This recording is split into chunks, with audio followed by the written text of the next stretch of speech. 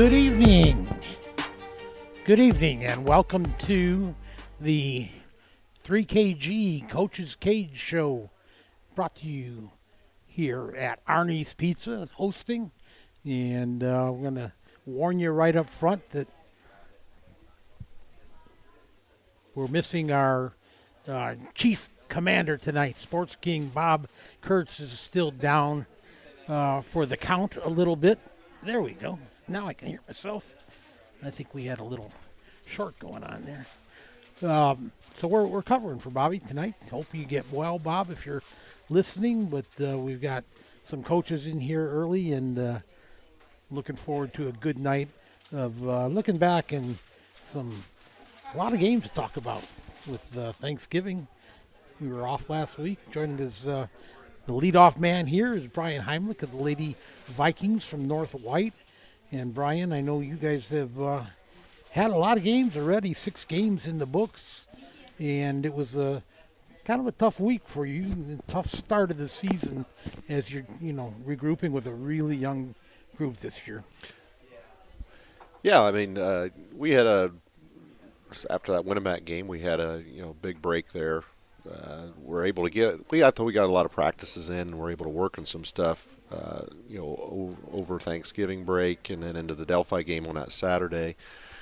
Stuff that we really needed to, just handle the ball, some basic fundamentals, and just getting a little more aggressive and tougher. And I thought, that Saturday night game against Delphi, I thought we did some positive things. You could really see some improvement. The first quarter, we had some shots we didn't hit. We're down 5-0 at the end of the first quarter, so we didn't score. But defensively we held them too, so we were still in the game. And then second quarter, we came out and put some points on the board. Halftime 15-15. So we were felt really good. We really hadn't, to that point, with some of the teams we had played, we hadn't been in a game at halftime even. And so it was, we talked about that, and the girls came out, third quarter, played well. We're down 21-20 going to the fourth quarter, and even took the lead in the fourth quarter, and then it just kind of, last 4 minutes, kind of got away from us. We weren't able to make plays. They were. They had a couple girls that I think experience kind of took over down the stretch. We didn't execute a couple things that we needed to on the offensive end, and defensively lost some assignments. We knew didn't find one of their shooters, and she was able to knock down a big 3, and they got the lead, and then just kind of hung on and ended up losing to Delphi. But again, I thought it was a good effort by us, and I thought it was something that I had seen some growth from us, and I thought that was good to see from girls. Morgan Carter led us in scoring with 11. Maddie Westerhouse had 5, and Autumn Reif had, I think, 9 or 10 boards. And so it was there was a lot of positives, and we had less turnovers than we had the previous game. So that was something that definitely positives to take away from it. After that, you had a game against Tri-County, and that was at your place, right? Yeah. Last night, Tri-County came over to our place for our first conference game of the season. I think it was their second. But the first quarter, I thought, early on, defensively, we were moving fairly well. They ended up, halfway through the quarter, they got down, knocked down a couple threes. And then I think we got down 11-0 at one point, and then kind of were able to kind of stop that. We got down, got it to 11-5. I think 11-5 with about 30 seconds to go in the quarter, and we had the ball, and we were trying to really, just go for one shot, and unfortunately we weren't able to handle it. They got a steal, got down. An intentional foul was called, and then it was they hit free throw and then threw it in with 3 seconds, and then right at the buzzer threw in a 3. And so instead of being down 6, we're down 10 going that fourth or second quarter, and momentum just shifted at that point. And I told the girls tonight, I mean, those are the kinds of things I think young teams, you got to be able to adjust to that. First of all, it went from 6 to 10 just like that. And then, I think it just snowballed from there. Bad things happen, and then more bad things. It leads to, turnover here, turnover there. And then I think we're down, double digits going in a half. We really talked about, something that we've always stressed over the years, the last 4 minutes of quarters, first 4 minutes coming out of half. And we come out of the half, it's our ball. Tried to run a set, and we didn't execute it. And then they come down and score, and then we turn it over 2 quick times. They get layups off of it, and it's a 6-0 run to start the second half. And you just can't do that against a team like Tri-County. They're good. I mean, give them credit. They've got multiple players that can score. A lot of familiar names on that roster. Yeah, and they've been playing. I mean, they've been playing now. They went through these, some of that a couple years ago, and with some of these kids that now they're a year or two older. They hit 9 threes last night. I think 5 different girls. So that was, they spread it around, and they were filling it up. And we weren't able to get to girls, and it just kind of got away from us.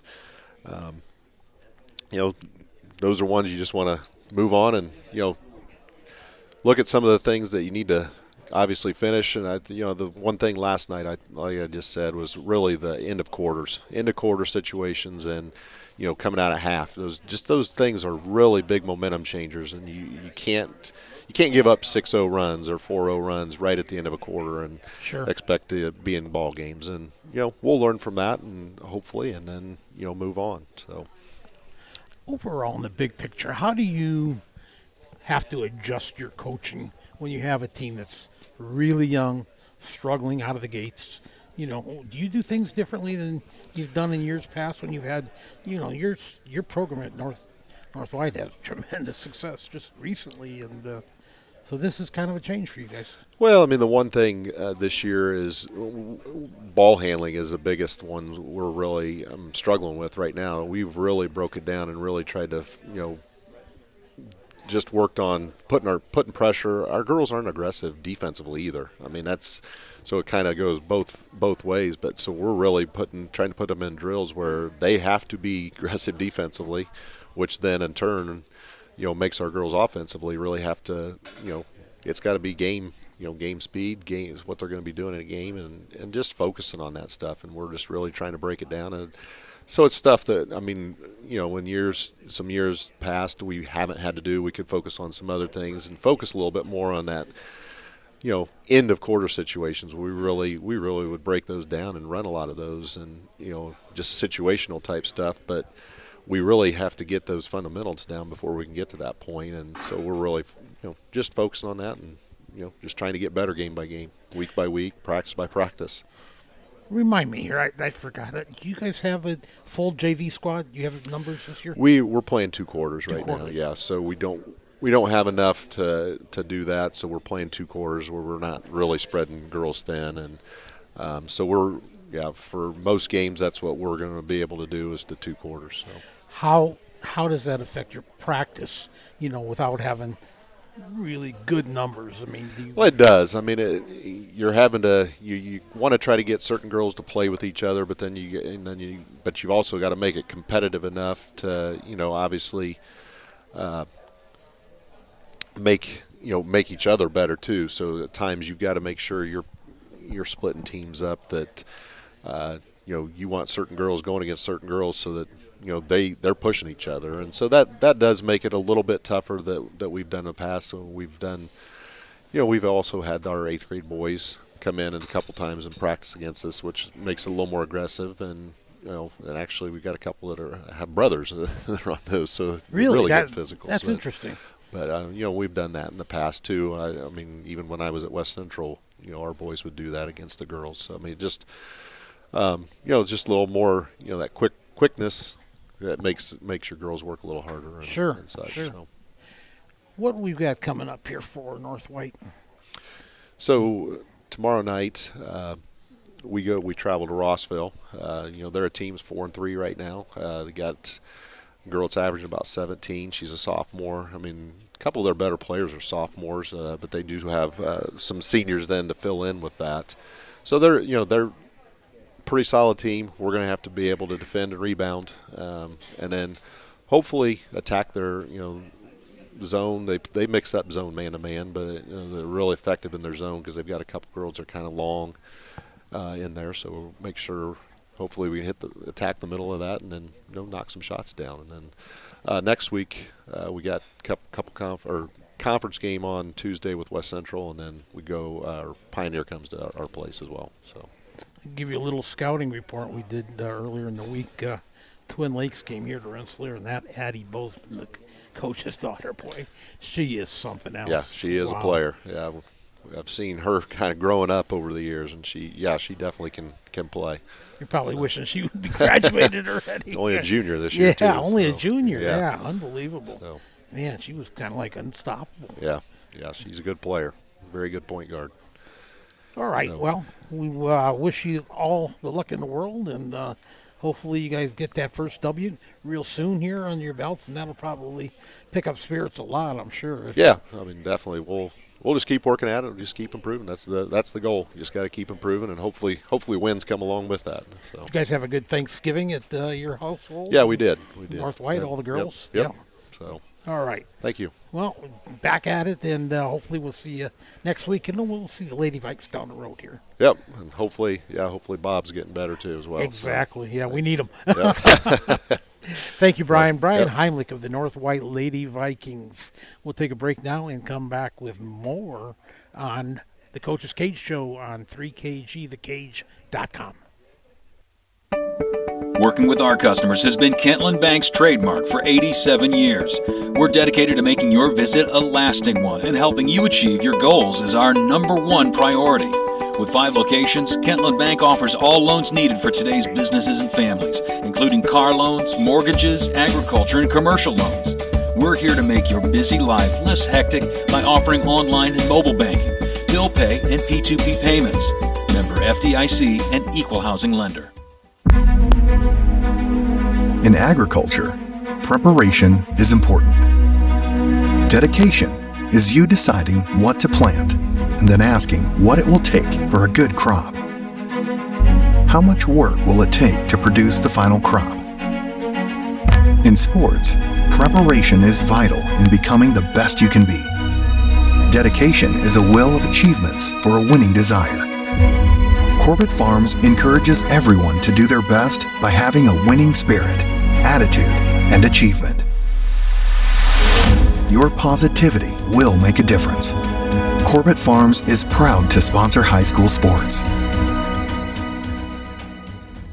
Pulver Psychological Services offers psychological counseling, consultation, and assessment. Locally owned and operated, Pulver Psych focuses on solutions for the community and serves as support for individuals, families, and organizations. Whether you're in need of personal, family, or success counseling, Pulver Psychological Services can help you reach your life goals. Increase work satisfaction, have better relationship compatibility, improve sports performance. Get in touch with Pulver Psychological Services by visiting pulverpsych.com. Indiana Farm Bureau Insurance Agent Joe Goodeman has been serving the Jasper County and surrounding area since 2009. Being involved in the area, Joe Goodeman has kept his interest in making sure he provides the best insurance for his clients. Whether you need life, car, home, business, farm and crops, or even renter's insurance, Agent Joe Goodeman will keep searching for the best policy for your valued investments. Call Indiana Farm Bureau Insurance Agent Joe Goodeman at 219-866-4694 or stop in at 2570 North McKinley Avenue in Rensselaer.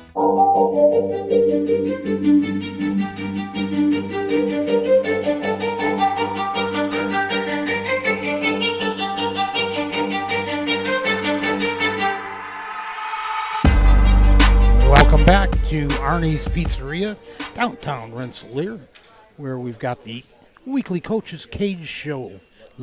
Quick look back at some of the games took place and look ahead. Joining us now is North White boys assistant coach Daniel Jakes. And Daniel, you guys had an exciting game. We're going to talk about both your games because it's been a while. We had last week off for the Thanksgiving holiday, but let's talk about either way, whatever order you want, the North Miami game and then the Delphi Thriller. 2 overtimes, man. That's got to be an exciting contest. Yeah, it was very exciting. Our guys persevered through some some calls that we may have disagreed with, but we control what we can control. I mean, Dane Hood put out a clinic last week. I mean, 27 and 21 Oh boards.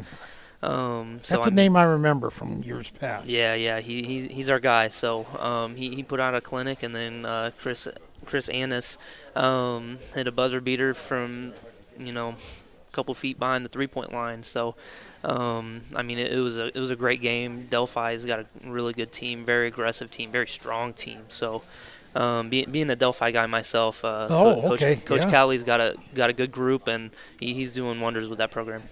Do you know some of these kids that you're playing up against? I grew up with them. They were in elementary school when I was in high school, so Okay. it makes me feel a little bit older.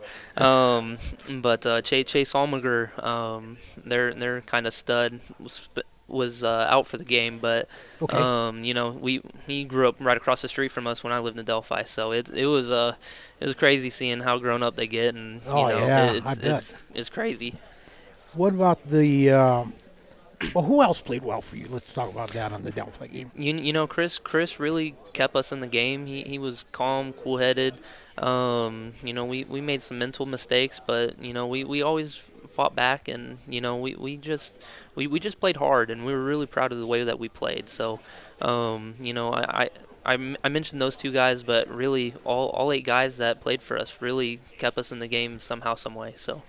It was a pretty high-scoring game, of course, with double overtime, but still, when you get the mid-70s in high school, that's a lot of points. Yeah. No, there was a defense was optional. It felt like, but when we needed stops, I felt like we got stops. So it was a fun game to be a part of.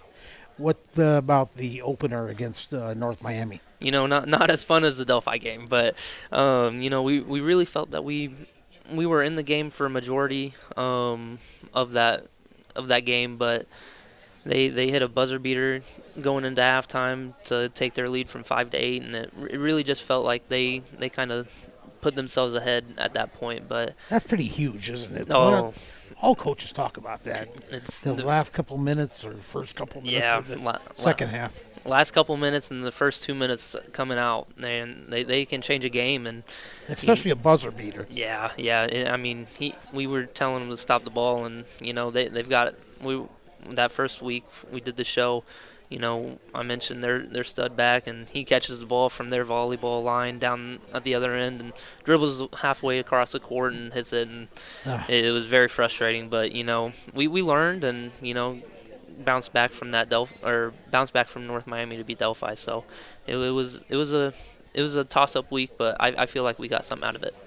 How'd your JV do this week in those games? JV, I mean, we're getting better. We're getting better.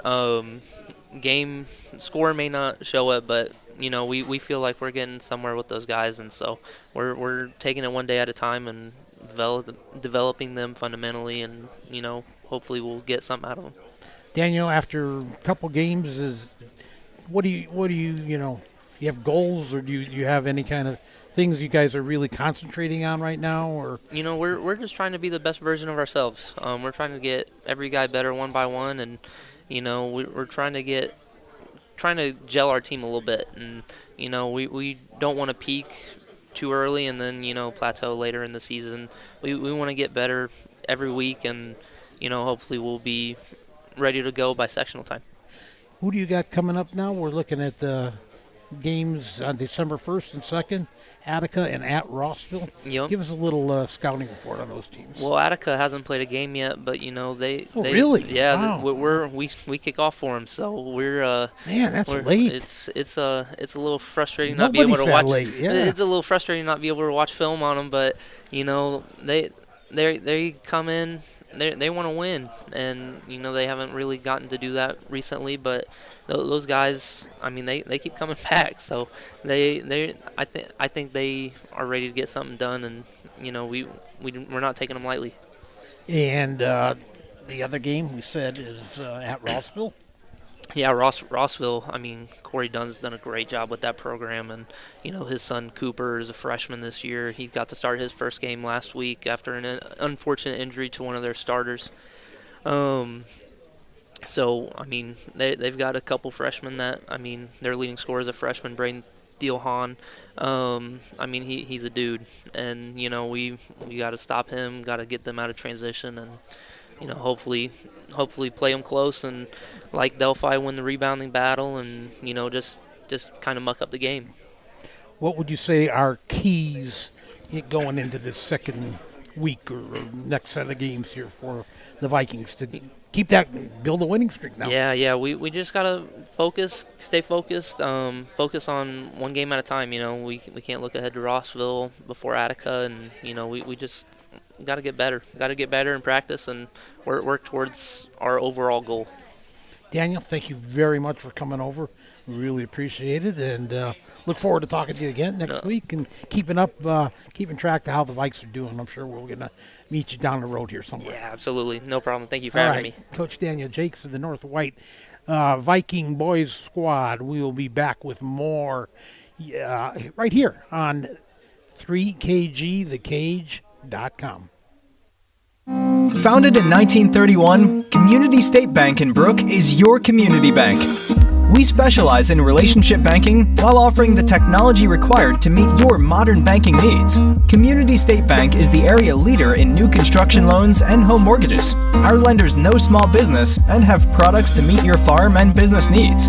We're available to get to know you and your needs today at 224 West Main in Brook or by calling 219-275-2441. Member FDIC, an equal housing lender. Hi, this is Chuck Clark with the Underwood Insurance Agency, formerly Preferred Insurance Group. Are you tired of being sacked every month with your auto insurance bill? Do you feel you just pay your premium to your agent and never hear from them? We at the Underwood Insurance Agency work with over 10 insurance carriers to get you our best rate and coverage we can, and we pride ourselves on serving our customers like they are our family. We are conveniently located in Remington and Lafayette. We can be reached at underwoodagency.com. Reach out to us to score big savings.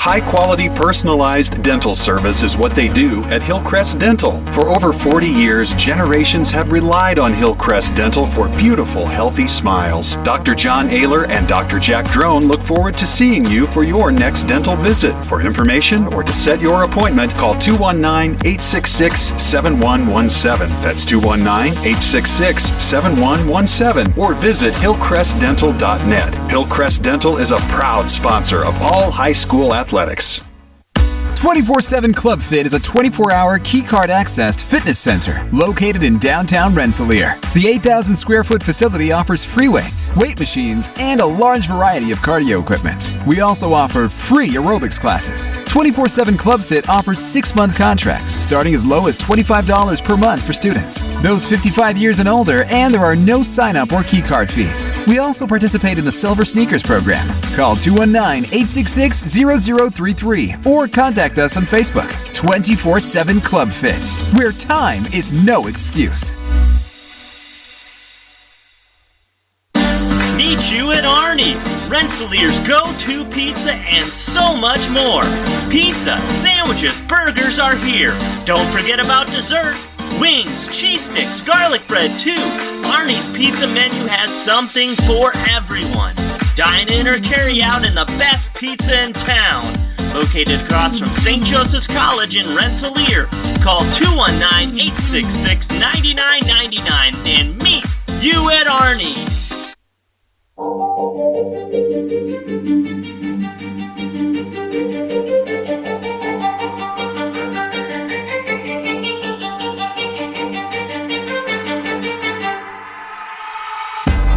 Welcome back to the weekly Coach's Cage show here, live from Arnie's Pizza in Rensselaer.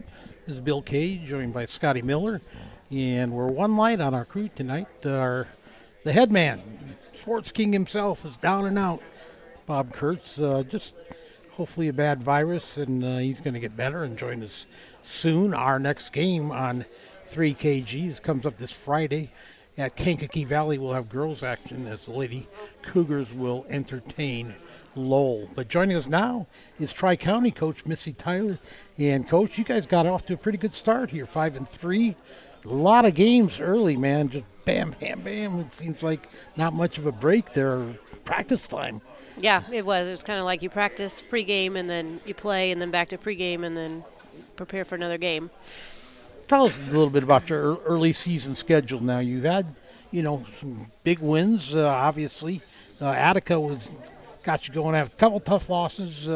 We had your game against Rensselaer Central, and then you lost to Tri-Township, but come back and knocked off Attica, and been kind of rolling pretty good since then.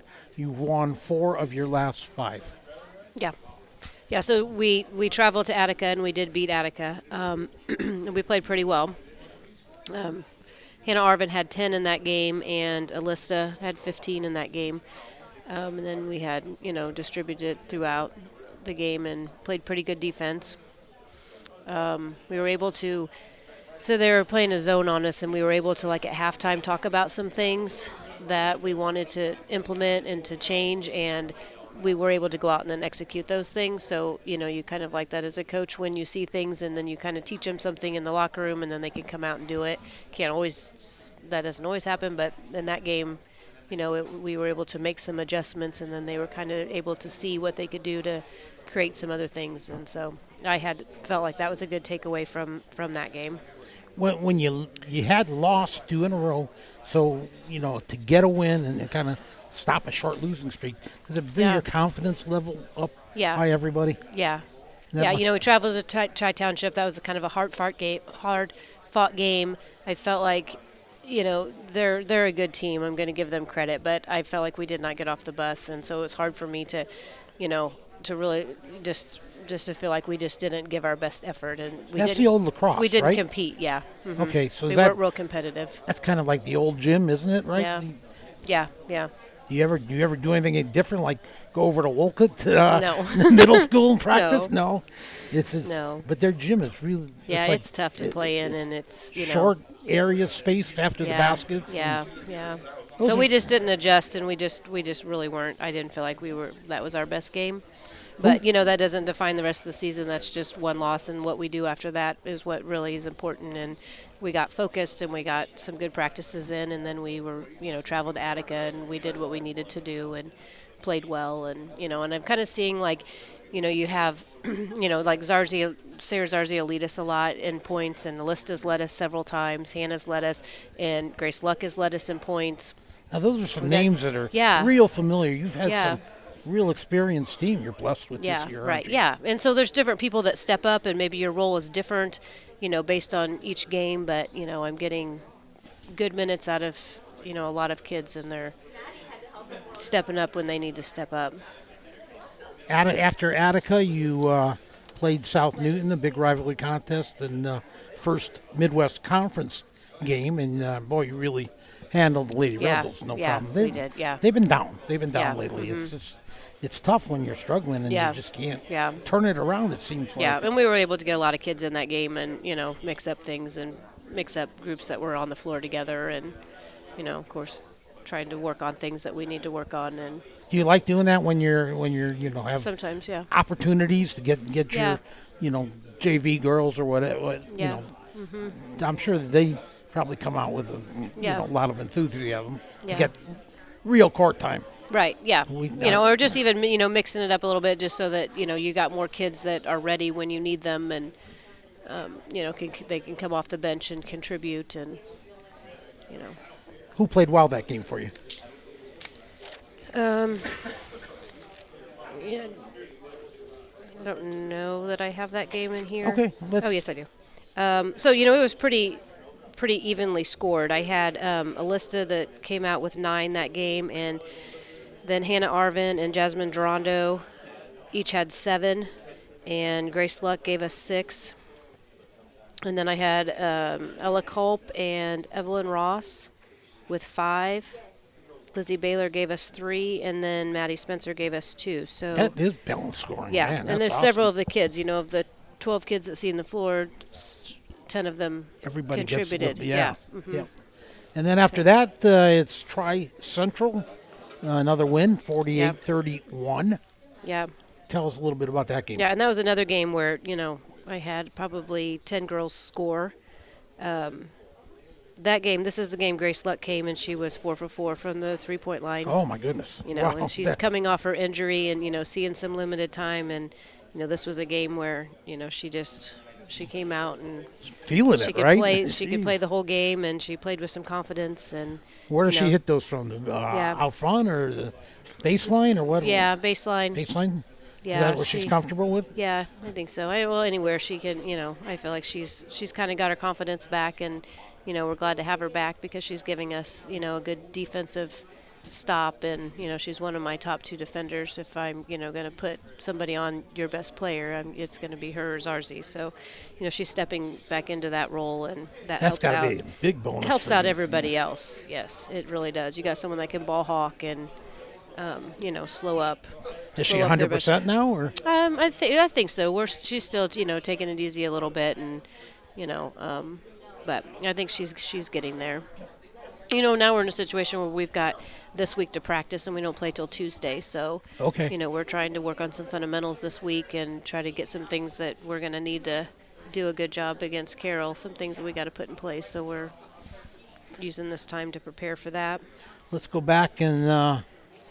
Look at the Twin Lakes game. We got to see Twin Lakes on this past Tuesday at Rensselaer, and boy, they got some really good players. My goodness. They do. Bausman is just who she reminds me of is Amanda Ingleton. Yeah. She just yes. right away it just little brought back Spitfire thoughts kind of everywhere. Yeah. Yeah. She just circles back, and next thing you know, she's taking the ball from you and she's scoring it, and she can just do everything.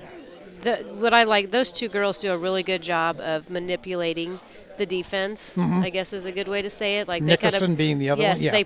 they put you where they want you, and then they they can execute from there. We were off to a good start. We won that first quarter 17-13. Did you? I think we were up on a 6-0 like right out of the gate. And I think that kind of gave us some confidence. And so then we get to the second quarter. We tried to do a triangle and 2 and just. Let Zarzi and, Luck try to help those girls, and they kind of started screening us off. I probably would have subbed differently, maybe looking back. But so then we got down 9-33 that second quarter. Oh. And Nickerson had 21 of those 33 just in that second quarter. Wow. She hit 4 threes. So, oh boy. So now we're like fighting back. We're down 20 at halftime, and it's like, keep fighting, girls. Let's make some adjustments. And, then we got back. We ended up winning the second quarter 23-14. Okay. And then we tied the last quarter 10-10, but we still walk away down 11. Bozeman ended up fouling out, but we needed probably 5 more minutes, if But did we come and did we were competitive? Yes. And that's what I want. Like, let's compete. Let's work on things that we need to get done, and and Twin you Lakes get that effort from those girls. They're going to be a tough out for anybody They are. this year. Yeah. They are. Even though they graduated some of their high octane scores. Yeah, and I feel like Tuesday's game is going to be the same with the Wagner and the Harness girl at Carroll. At Carroll. They're scary. They're scoring a lot of big numbers. I think Harness averages maybe 20 points a game. So okay. We're going to have to step up our defense and can't let her get loose, can you? Right. Work on screening and hedging out of those screens. And talk a little bit yet about the North White game. That was another victory for the Lady Cavs. Yeah. So for that game, Sarah Zarzi led us with 15. Alyssa Tallman and Grace Luck each chipped in 12. So you got 3 in double digits, and then Hannah Arvin came in with 8. So, Boy, anytime to take 3 in double digits. Yeah, 3 in double digits, almost 4. And then, 4, yeah. Ella Culp came off the bench and knocked down a 3.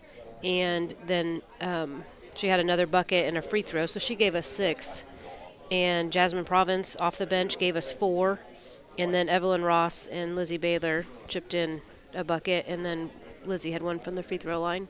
So, you got some. I felt like that was good to get some points off the bench, and, we were able to work on some things, and, they ran a 2-3 zone, and so we had to try to, work on some of our concepts that we want to do against a zone. We shot 67% from the three-point line. Whoa, that's fantastic. Yeah, it was. It's really good. Probably the best we've ever done. So. Wow. Yeah. I mean, we knocked down some shots, and some people that don't normally shoot them knocks them down. So. Yeah, the girls come in all jacked up when they do that. Yeah, man. right. You get your first couple down, they kind of get their confidence, and you can just kind of see them. But yeah. They were doing a good job of relocating and having their feet set, and that's kind of been an emphasis that we've had. Try to shoot quicker. We're trying to implement some drills like we got to shoot quicker, and we can't wait till the defense covers us up. So sure. it was good to see them putting those into place in a game situation. And will that help now going forward? Or are these girls with more confidence, just a little bit yes, more I think confidence? So. Yeah. And get them to, it's probably, what's the most important thing about taking a three-pointer? Is it shooting it in stride? Sometimes you watch, having your college feet games. set. I mean, being set on the catch, I think, Squared up to the... Squared up, catch it and address the basket and knock it down. Do you, as a coach, give them free reign? Take a three if you're open? Or yeah. I don't really have anybody that I'm like, do not shoot. We always shoot a lot in practice, and we work on those fundamentals. So I feel like, if you're open and you can take it. You can take it, and then we'll go rebound it if you don't. But well, let's talk a little bit about your next game coming up at Carroll. You mentioned it briefly, but that'll be another test, won't it? It will. It'll be a test, yeah. Who else do they have coming back? They have a Johnson girl that's a senior. So I think their seniors are Harness and Wagner and Johnson. And they may have another one that I'm missing. I didn't bring their roster, but, they've got just a lot in those two guards there. And, Harness does a lot. Carroll's so good in all sports. Well, they don't have a JV this year. They only have 10 kids. Oh, okay. So, well, that could be trouble's coming down the road. Maybe, then. yeah. So, but, they've got a lot in those two guards, and Harness does a lot. She rebounds, and, she plays ball hawking defense. So, but, I like my kids, and I feel like we've got a lot of kids. They can contribute. Everyone's kind of starting to fall into their roles, and, you get kids that come off the bench and can contribute. Like, we're getting there. That's good. Yeah. Coach, did the Tyler family have a good Thanksgiving? Yes, it was very nice. All right. How about the Lady Cavs? You guys do anything special with a team or anything? No, we took Wednesday off, and then we had Thanksgiving off, and then we practiced Friday and prepared for the Twin Lakes game. So. All right. Good luck at Carroll. Yeah, good luck down the road. Thank you very much for coming tonight. Yeah, appreciate thanks. it. And we're going to run into the Lady Cavs here, I'm sure, fairly soon. Okay? Hopefully. Look forward to seeing you. Thanks Great. for having me. Bye-bye. Thank you. That's Coach Missy Tyler of the Tri-County Lady Cavaliers. We're going to take another timeout here and come back with more on 3KG, thekage.com.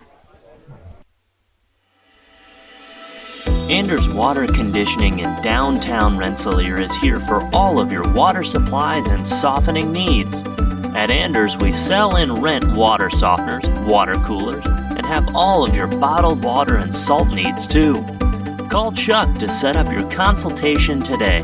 219-866-7430. Anders Water Conditioning. Family owned since 1991. After a hard day's work or play, it's time for some relaxation, and there's no better place than Unwind on Front Street in Rensselaer. For massage therapy, facials, spray tanning, yoga classes, and wellness, stop by Unwind. They also offer student athletes 30-minute massages for $25. Alina would like to thank Unwind's loyal customers for their patronage since 2016. To make an appointment, call Unwind at 219-869-0290. Every day you listen to the news, but how is that news affecting your financial world?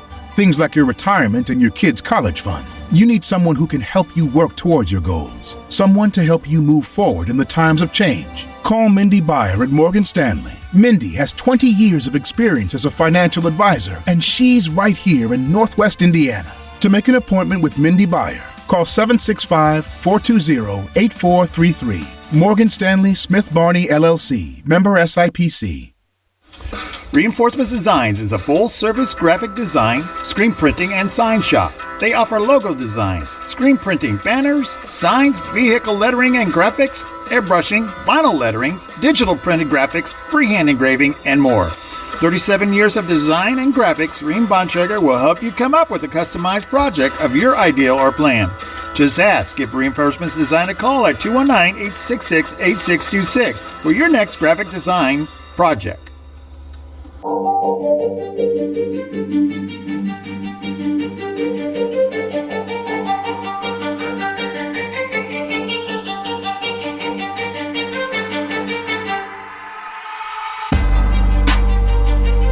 Welcome back to Arnie's Pizzeria. We want to thank Beth and all the group here at Arnie's. They do such a great job for us every week here, supplying all the coaches and those with superfood. We love their pizza. Oh, yeah. Come meet you at Arnie's, man. That's great. Joining us now, Coach Ryan Harrington of the Tri-County Cavaliers. Coach, we saw the Cavs one time already. Yeah. And it was a tough one, your opener, Rensselaer's second game. What that by itself, how tough is that? Would it be easier if you had a game under your belt to come into a big rivalry that you know that they're going to have a game? Yeah, you know, played? there's pros and cons to both. We used to play KV the same night that Rensselaer did this week, you know. Yes. So, and I was the JV coach back then, so I've experienced that, and it is nice having that game under your belt, just from a standpoint of what you need to improve on, and maybe if you need to come out with more intensity, that sort of thing, you have a chance to make those adjustments. But at the same time, now that we don't have that early game, we had the opportunity to kind of see Rensselaer play. Sure. So we have some idea of their tendencies, but it's just one of those things where there's pros and cons to both. We had to come out and execute our stuff better, I think. That's early on a lot of turnovers and a little sloppy play, which you kind of expect for the first game of the year. And, if we just take care of those things, I think Rensselaer was a very winnable game for us. And at the end of the night, I thought our boys played pretty hard, hung with them.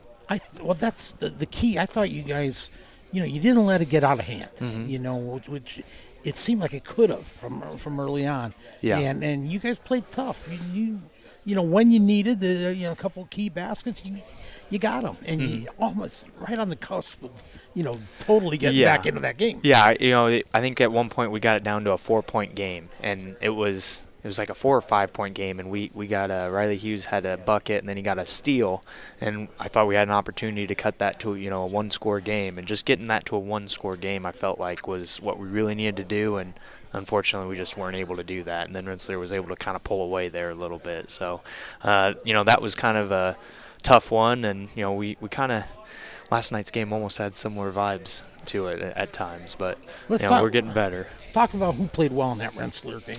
That Rensselaer game, Connor Ross, I think if, I only had to pick one guy out of a hat, defensively he was getting steals. He was up and down the floor. He was a flash out there. He looked like one of, if not the fastest guy on the court. Yeah, I mean, I didn't remember him being that fast. He can get up and down. He can, and when he puts his head down and goes to the rim, he's great at finishing a lot of the time. So, there's a couple of the ones where he wasn't able to finish necessarily, but I just love how aggressive he is, and he's kind of the guy that makes all the dirty plays. He's after every single loose ball. He's the first guy on the floor every single time. He's at times, again, even in that Rensselaer game, he kind of jumped out of nowhere and just took the ball, and next thing you know, he's all the way down the floor at the rim. So he's just a really exciting player to watch and really brings a lot of energy for us. That'll be a key for you the whole year, won't it? Oh, yeah, absolutely. He's one of those guys that even in practice, the way you see Connor play on game night, it's the same way he practices. And there's definitely sometimes as his coach, I'm kind of holding my breath like, okay, I don't know if we need to dive for that loose ball. This is just a drill, but that's just Connor. That's how he is. Uh-huh. You gotta love players like that, don't you? Oh, yeah. I mean, those are the type of players you love to have because, again, it's much easier to tell a kid, okay, I don't know if we need to dive for that loose ball. If a kid doesn't want to get on the ground, it's not easy to convince them, hey, you need to dive after that. It's something you have to want to do. So. Sure. Okay, talk a little bit about last night's game. You guys played Carroll. Mm-hmm. And, of course, Carroll, tough and everything. Yeah, definitely. So they're always tall. They're always strong. I mean, Carroll's going to have a lot of athletes. So, we played them pretty tough. I think the big, I mentioned Connor Ross with that Rensselaer game. The other person that's really stood out that you wouldn't necessarily expect, Kobe Baylor's been great. Right. We expect that. We expect that from Kobe. Yeah. I almost don't need to say Kobe's name, but I do. Kobe did have 20 points for us last night. And okay. So he led the way. He was really solid. He had 17 against Rensselaer. So, yeah, as far as, scoring, Kobe Baylor's going to fill it up. Has he grown? He seems like he's taller now than he used to. He is. He is taller, and that's the thing. I was with him. I'm a senior cap time teacher at Tri-County, so I was with them when they were getting measured. They get measured for cap and gowns way early just so everything's good. And I was like, I want be there when you get measured to see what your actual height is. Uh-huh. He's a legit 6'4", so that's what he is. And yeah, like you said, he's definitely gotten a lot taller and one of those guys you've seen grow through the years. You know, Sure. He's playing a much different role now as a senior than he was able to when he was younger on the varsity. He played varsity as a freshman, didn't he? A little bit, yeah. especially at the end of the year. You know, he started coming on in the January of his freshman year at the JV level, where he had multiple games scoring in the mid to high 20s, and it was like, okay, we need to get you playing some varsity minutes when you're doing that at the JV level. So yeah, he started coming on late his freshman year. Okay, you're going to mention somebody else. Yes, the big one I'm going to mention, our sophomore, Tyler Burns. I mean, I haven't yet had a chance to mention, Eric Sarzi unfortunately has an ankle injury right now, and so he's out for an extended period of time, and that kind of opened the door. Change your team a lot. Yeah. I mean, again, the last time I was here, I was talking about how excited I was to see him back on the floor because unfortunately he got hurt last year too, and yeah, he's a huge piece for us. When he comes back healthy, that's going to make a ginormous difference on our team and just how we look. And again, he can be a really calming force at times, but unfortunately because of his injury, there's an opportunity there for somebody to step into another ball handling role, and so we gave Tyler Burns that chance. We ended up starting him against Rensselaer, and he played pretty solid, and then he got a lot of minutes, and then started him again last night, and I thought he really shined. There was times in that Rensselaer game where it was like, he still looks like a JV player out there. Defensively, he's not quite ready on some of these rotations, but we're also asking him to guard Corbin Matthew, who's a really good player. So sure. that's not an easy ask for a sophomore who's never played varsity. And last night he scored 11 points against Carroll, and including our first bucket. I mean, for some reason his guy just gave him a right-hand drive right down the lane, very first play of the game, and Tyler recognized it, just went right to the rim, laid it in like it was no big deal. And he looked really comfortable all night long, even though it's only his second game as a full-time varsity player. So he's really shined for us last night. Riley Hughes, he also scored 12 points for us, and always being solid at that point guard role. So some decent scoring for us. I think the big thing I need to mention is just turnovers. We had 8 turnovers in the first quarter, and that's tough. Now again, we were only down 4 after the first, so when you consider that, it's kind of one of those things as a coach where it's like, yeah, we're down 4, but I feel like we should be winning. Right. We gave up opportunities there, so we stuck with them that second quarter. They really couldn't guard Kobe. He scored, I think he had 14 points just in that second quarter. Wow. There was one point where he scored like 8 straight, and they just couldn't guard him. It was really quite a sight, and we were able to win that quarter and go into halftime only down 3. And then, at halftime, we just talked to the kids about, again, defense is going to be the key to winning games like this. That was kind of our calling card all of last season. We were holding teams under 50 points a game, and, this year we've kind of struggled at that a little bit. And, we came out of halftime, and we stuck with them. We actually were able to take the lead, at 33 to 32 at one point, and then it was kind of back and forth. I think at the last time we had the lead was around 41 to 40 there in the third quarter, and then they ended the quarter on a 8 to 2 run. So going into the fourth, then it's 48-43. We're down, and it's almost like the wheels just kind of fell off there in the fourth. We just had 2 or 3 plays in a row where we just had a silly turnover, and they were able to just get a fast break layup that were just, big backbreakers for us. And at that point, there wasn't much we could do.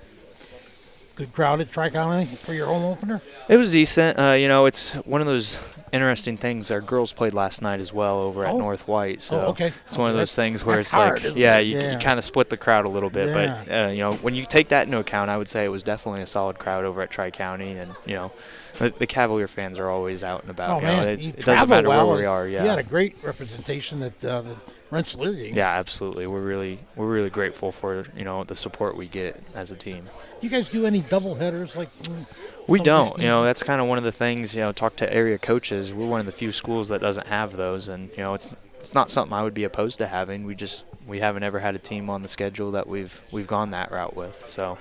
I know that's an opportunity where you get great crowds for both teams, and right. That's a really cool, unique thing, and so I've talked to Mr. LeBeau about, hey, I'm open to this if we ever get an opportunity, but right now we don't have that on our schedule. Anything to fill the gyms up like they used to be in the old days. Yeah, absolutely, absolutely. That just would be that's so great. Yeah. How's the Tri-County Junior Varsity start off the year? So they are 1-1. They played really well against Rensselaer. They came out. They got a lot of good guards on that team, and they played really well. Now against Carroll, they just they couldn't match Carroll's height and athleticism at times, and they didn't necessarily get the same defensive stops they were able to get against Rensselaer. So they did lose last night, but I know Bryce Cook's doing a great job with those boys. He's doing a great job preparing them to be varsity players someday, and some of those guys may be helping us before the season's over, just because we've got a lot of potential, and a lot of those guys are quartering already as is. And again, Tyler Burns was supposed to be a JV player, but we've already pulled him up, and I've had two of the Foster boys so far, Trey and Drew, have gotten some minutes, and I haven't even mentioned Clayton Atkinson, our 6'5" redhead there in the center. So some of those players, he looked awfully good. Boy, yeah, he does, and again, he's another guy, a ton of potential. He's just got a few injuries that we got to kind of deal with, but another guy that, who knows? I mean, it's a long season, a lot can happen, and there's potential where he's getting a lot of varsity minutes when it's all said and done. Well, that's got to be something that you can keep in the back of your mind, that a really good positive thing, that you may have some reinforcements if and when you need them. Yeah, and that's the thing. We just want all these kids to continue to develop as basketball players. Especially the young kids, just getting them as many quarters, letting them play as much as they can, and continue to improve. Well, Atkinson was definitely noticed there in that JV game. Mm-hmm. Boy, he was strong. Yeah, and he seemed like he controls the ball. He, can handle the ball real well for a big guy. Yeah, he can, and he does a good job down low as far as when you pass it into him. He doesn't bring it down. Some big guys bring it down at a level where a smaller guy can get their hand in there, and Clayton does a great job of keeping the ball high when he catches it high, and then finishing as well. Ryan, let's talk about what's coming up for the Cavs here.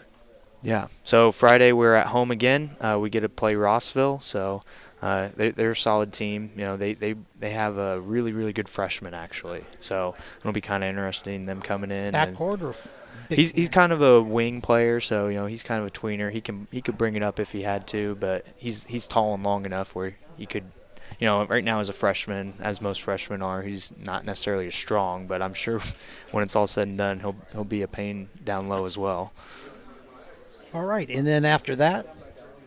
After that, we finally get a week off then, and then, next week we're at Twin Lakes on Friday and then at Seeger on Saturday. So just kind of rolling along. Rossville is technically a 1A team, so we do get a 1A team in here, but then we're back to 3 and 2A schools. All right, Coach Arrington, thank you very much for coming out again. Appreciate your always being so loyal to us, and looking forward to seeing you again down the road. Looking forward to seeing the Cavaliers down the road. And you guys have a really fun team to watch. Yep. Thank you, guys. I always appreciate it. Ryan Harrington of the Tri-County Cavaliers. We'll be back with more on the Coach's Cage Show, 3KGthecage.com. In agriculture, preparation is important. Dedication is you deciding what to plant and then asking what it will take for a good crop.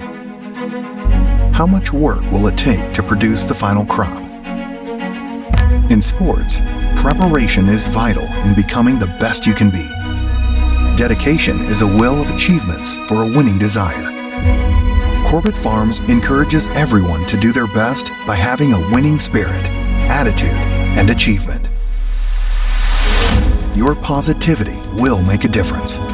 Corbett Farms is proud to sponsor high school sports. Meet you at Arnie's, Rensselaer's go-to pizza, and so much more. Pizza, sandwiches, burgers are here. Don't forget about dessert. Wings, cheese sticks, garlic bread too. Arnie's pizza menu has something for everyone. Dine in or carry out in the best pizza in town. Located across from St. Joseph's College in Rensselaer. Call 219-866-9999 and meet you at Arnie's.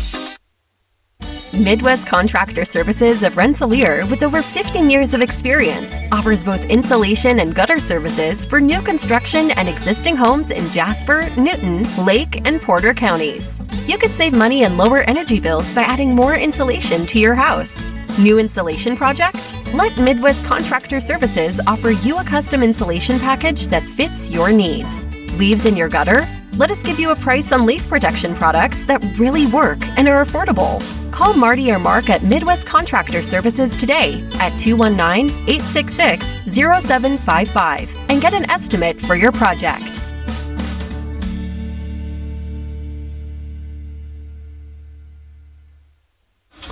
Reinforcements Designs is a full-service graphic design, screen printing, and sign shop. They offer logo designs, screen printing, banners, signs, vehicle lettering and graphics, airbrushing, vinyl letterings, digital printed graphics, freehand engraving, and more. 37 years of design and graphics, Reem Bontrager will help you come up with a customized project of your ideal or plan. Just ask, give Reinforcements Design a call at 219-866-8626 for your next graphic design project. Working with our customers has been Kentland Bank's trademark for 87 years. We're dedicated to making your visit a lasting one, and helping you achieve your goals is our #1 priority. With 5 locations, Kentland Bank offers all loans needed for today's businesses and families, including car loans, mortgages, agriculture, and commercial loans. We're here to make your busy life less hectic by offering online and mobile banking, bill pay, and P2P payments. Member FDIC and equal housing lender.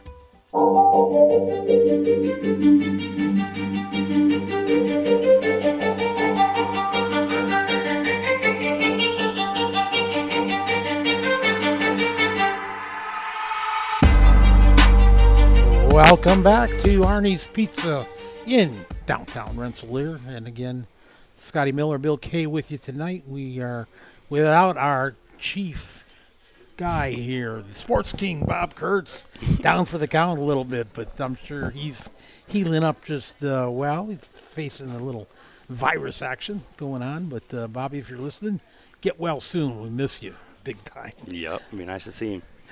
Joining us now, Coach Trent Fagley of the Frontier Falcons. And, Coach, we were talking a little bit off the air how kind of a slow as far as our number of games for the Falcons, but just one in the book so far, but you're going to get busy in a hurry, aren't you? Yeah, we pick up quick. Like, looking here, we had BC first, obviously great basketball team, and then we go Friday, Saturday, Tuesday. So we're in for it. So with a young group, every day we just have to make sure that we're covering the bases that we need to, and the thing I kind of preach to them every day is we have to make sure the things we're putting in place get brought into the next day, because we don't have time to keep reteaching. Yeah. They're learning quickly. I have a young group that's hungry to learn. I never have to say play hard, so that kind of helps push a couple things to the side. But, they're going to get their eyes opened here in the next 3 weeks. Tell us about that opener against BC. Who played well for you? And so we put together a plan to go out there and shut a couple of their guys down, because they've got plenty of them.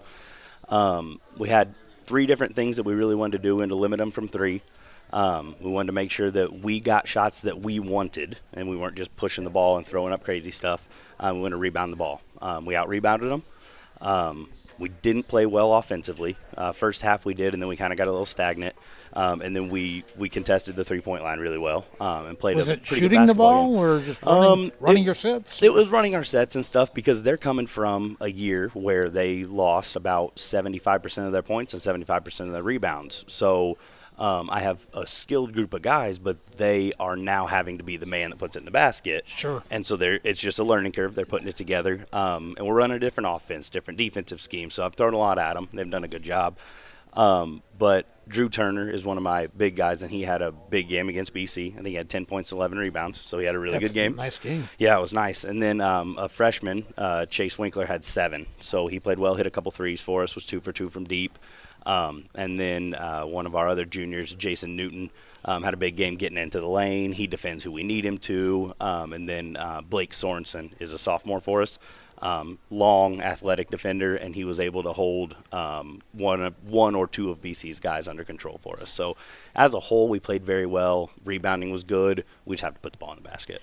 It sounds like you're going to have, when you start playing better, you're going to have a lot of depth. Yes. You know, everybody kind of is equal in scoring, and a lot of guys can step up and be the man that night. Yeah, and I think that's been the fun part about it, is we don't have a guy that's like, hey, pump him the ball, let's just let him go.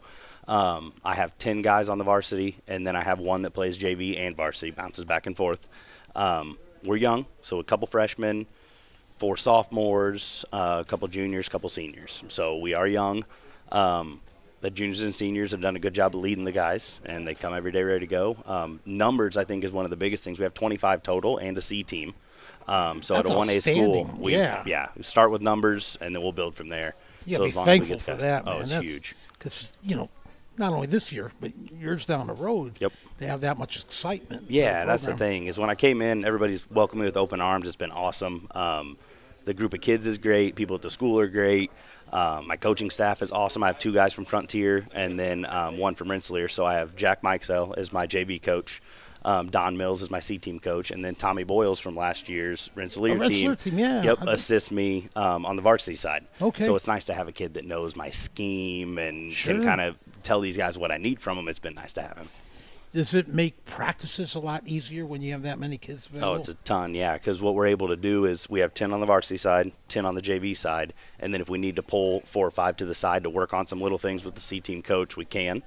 So that's been huge when you're not having to pluck guys from the JV team to make a scout team all the time, so we don't have to do that as much. It's been nice. You don't have to get out there and play against them. No. Every once in a while I might, but no. You want to toughen off a little bit? Yeah, right. Yeah, maybe throw a few Tommy's elbows job. underneath. That's Tommy's job. Tommy, I'm sure, could do it real well. Oh, yeah. Yeah, I remember him. He would never shy away from getting underneath and battle it out. Yeah, boy. that's the one thing he will not do. Oh, boy. He was, that was fun to watch. Yeah. All right, talk about the busy schedule coming up. So who are some of the squads you're going to face? What do you got this weekend? Friday we have Carroll, always good. Oh, boy. Tough team. Yep. And then Saturday we have Tri-Central. So both are at home.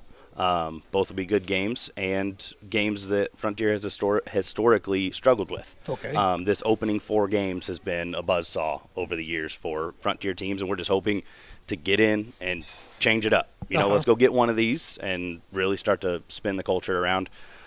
As far as buy-in and what we're doing, the culture's changing quickly. Now we just need to start putting some wins with it to get more buy-in from the guys to understand we're going in the right direction. We're making moves. Right. How important is that they, can reinforce that what they're doing is the right thing that's going to get them wins? And that's you're right. That's the hardest part. Is so what we're doing, I just keep telling them, you just got to trust me and stay with it. Stay with what we're doing. Trust the process that we're putting together, the culture that we're building. And it's cool because my first year, and then it's pretty much a reboot because they lost so much. So we can all kind of look at it as like, hey, we're building this together. Right. Like this isn't like I'm coming in and taking over. Like this is, hey, we're all in this together. Let's build it and see what we can do. Night 1, they did a really good job after the BC game, understanding we played a very good game. We were down 2 after the first quarter, down 7 at half. Like we were in the basketball game, and then when we had trouble putting it in the basket, it got us in trouble. But as far as that goes, they did a good job of understanding, hey, be disappointed, you don't want to lose, but we have to make sure that we're taking good things away and that we're not going up all week and then falling all the way back down to where we were when we lose. But yeah, we have Carroll, Tri-Central, and Rossville all home. And then we start our road slate after that. Okay. Yep. What was that first game where you were holding, you were the head coach? What was that like for you? Yeah, it was nice. This last year at Rensselaer, Chad did a great job of kind of letting us all have our say and do our thing. So it didn't feel like I was thrust into something I'd never done before. Right. And I'm monotonous in the way I do things. I go after it. So I'm organized. So as long as I have kind of my ducks in a row, I'm pretty comfortable. But yeah, no, it was great. It was fun to just get to see as a whole, like, okay, cool, this is what we're building. Like the gym was packed, and the JNC put up a little blurb on Twitter that like the gym was super enthusiastic. Like it's changing, and you can tell. It's been fun. That's got to be neat. Oh, it's a blast. Yeah. Yep. And like I said, I love the kids here at Rensselaer that I'm not here with anymore, but this group at Frontier they're an easy group to cheer for. That make it all worthwhile, I suppose. Does. All that, it's hard work. It's a lot of hours. Hard work, a lot of time. That's what I always tell the guys. I'm like, there's a lot of time tied up in this, and we're not doing it for the pay. Yeah. We're doing it for the fun. Coaching's crazy at the high is. school level. Boy, It is. My son is a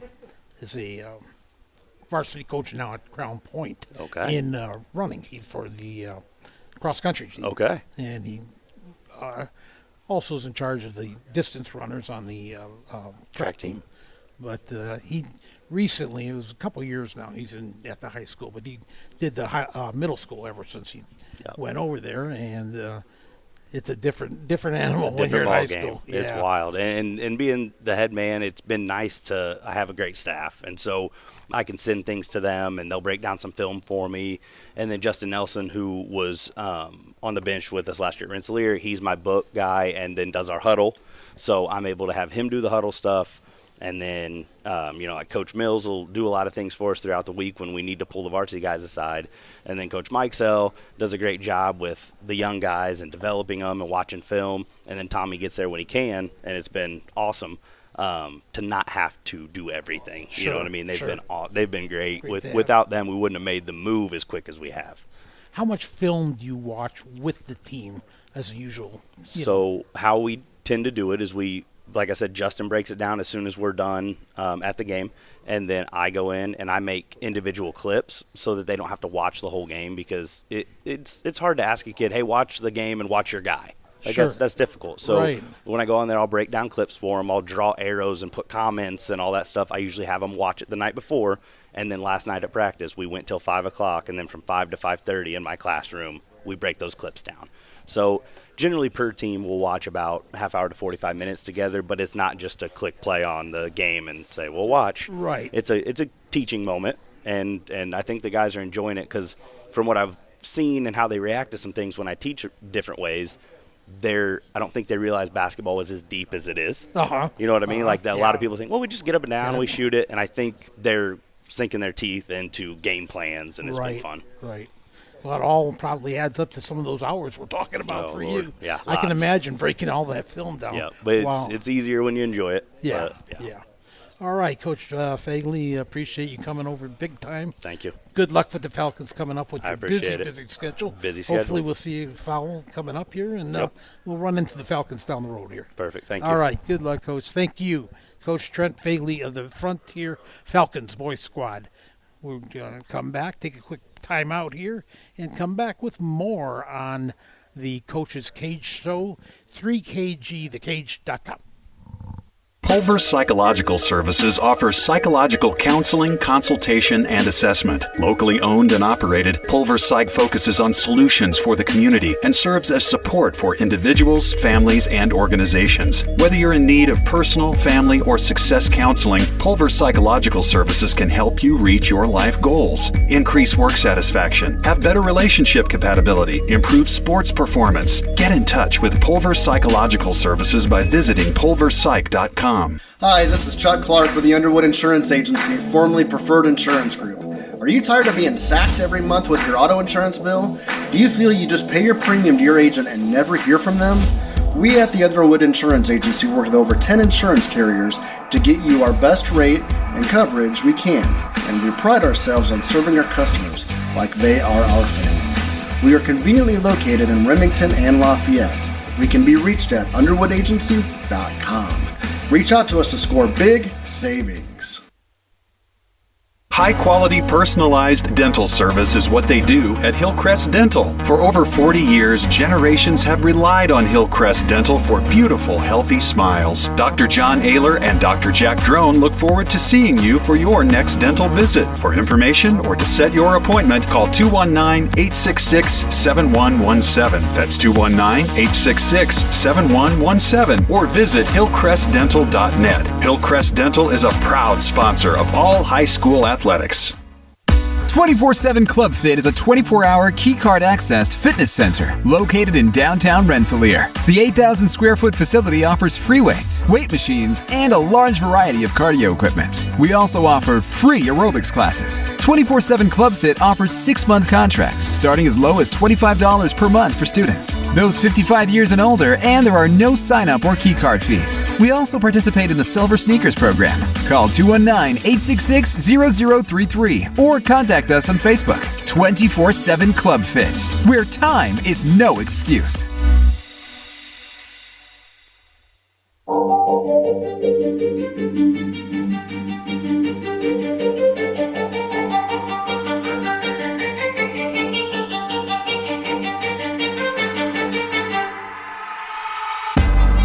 Welcome back to Army's Pizza in Rensselaer, Indiana.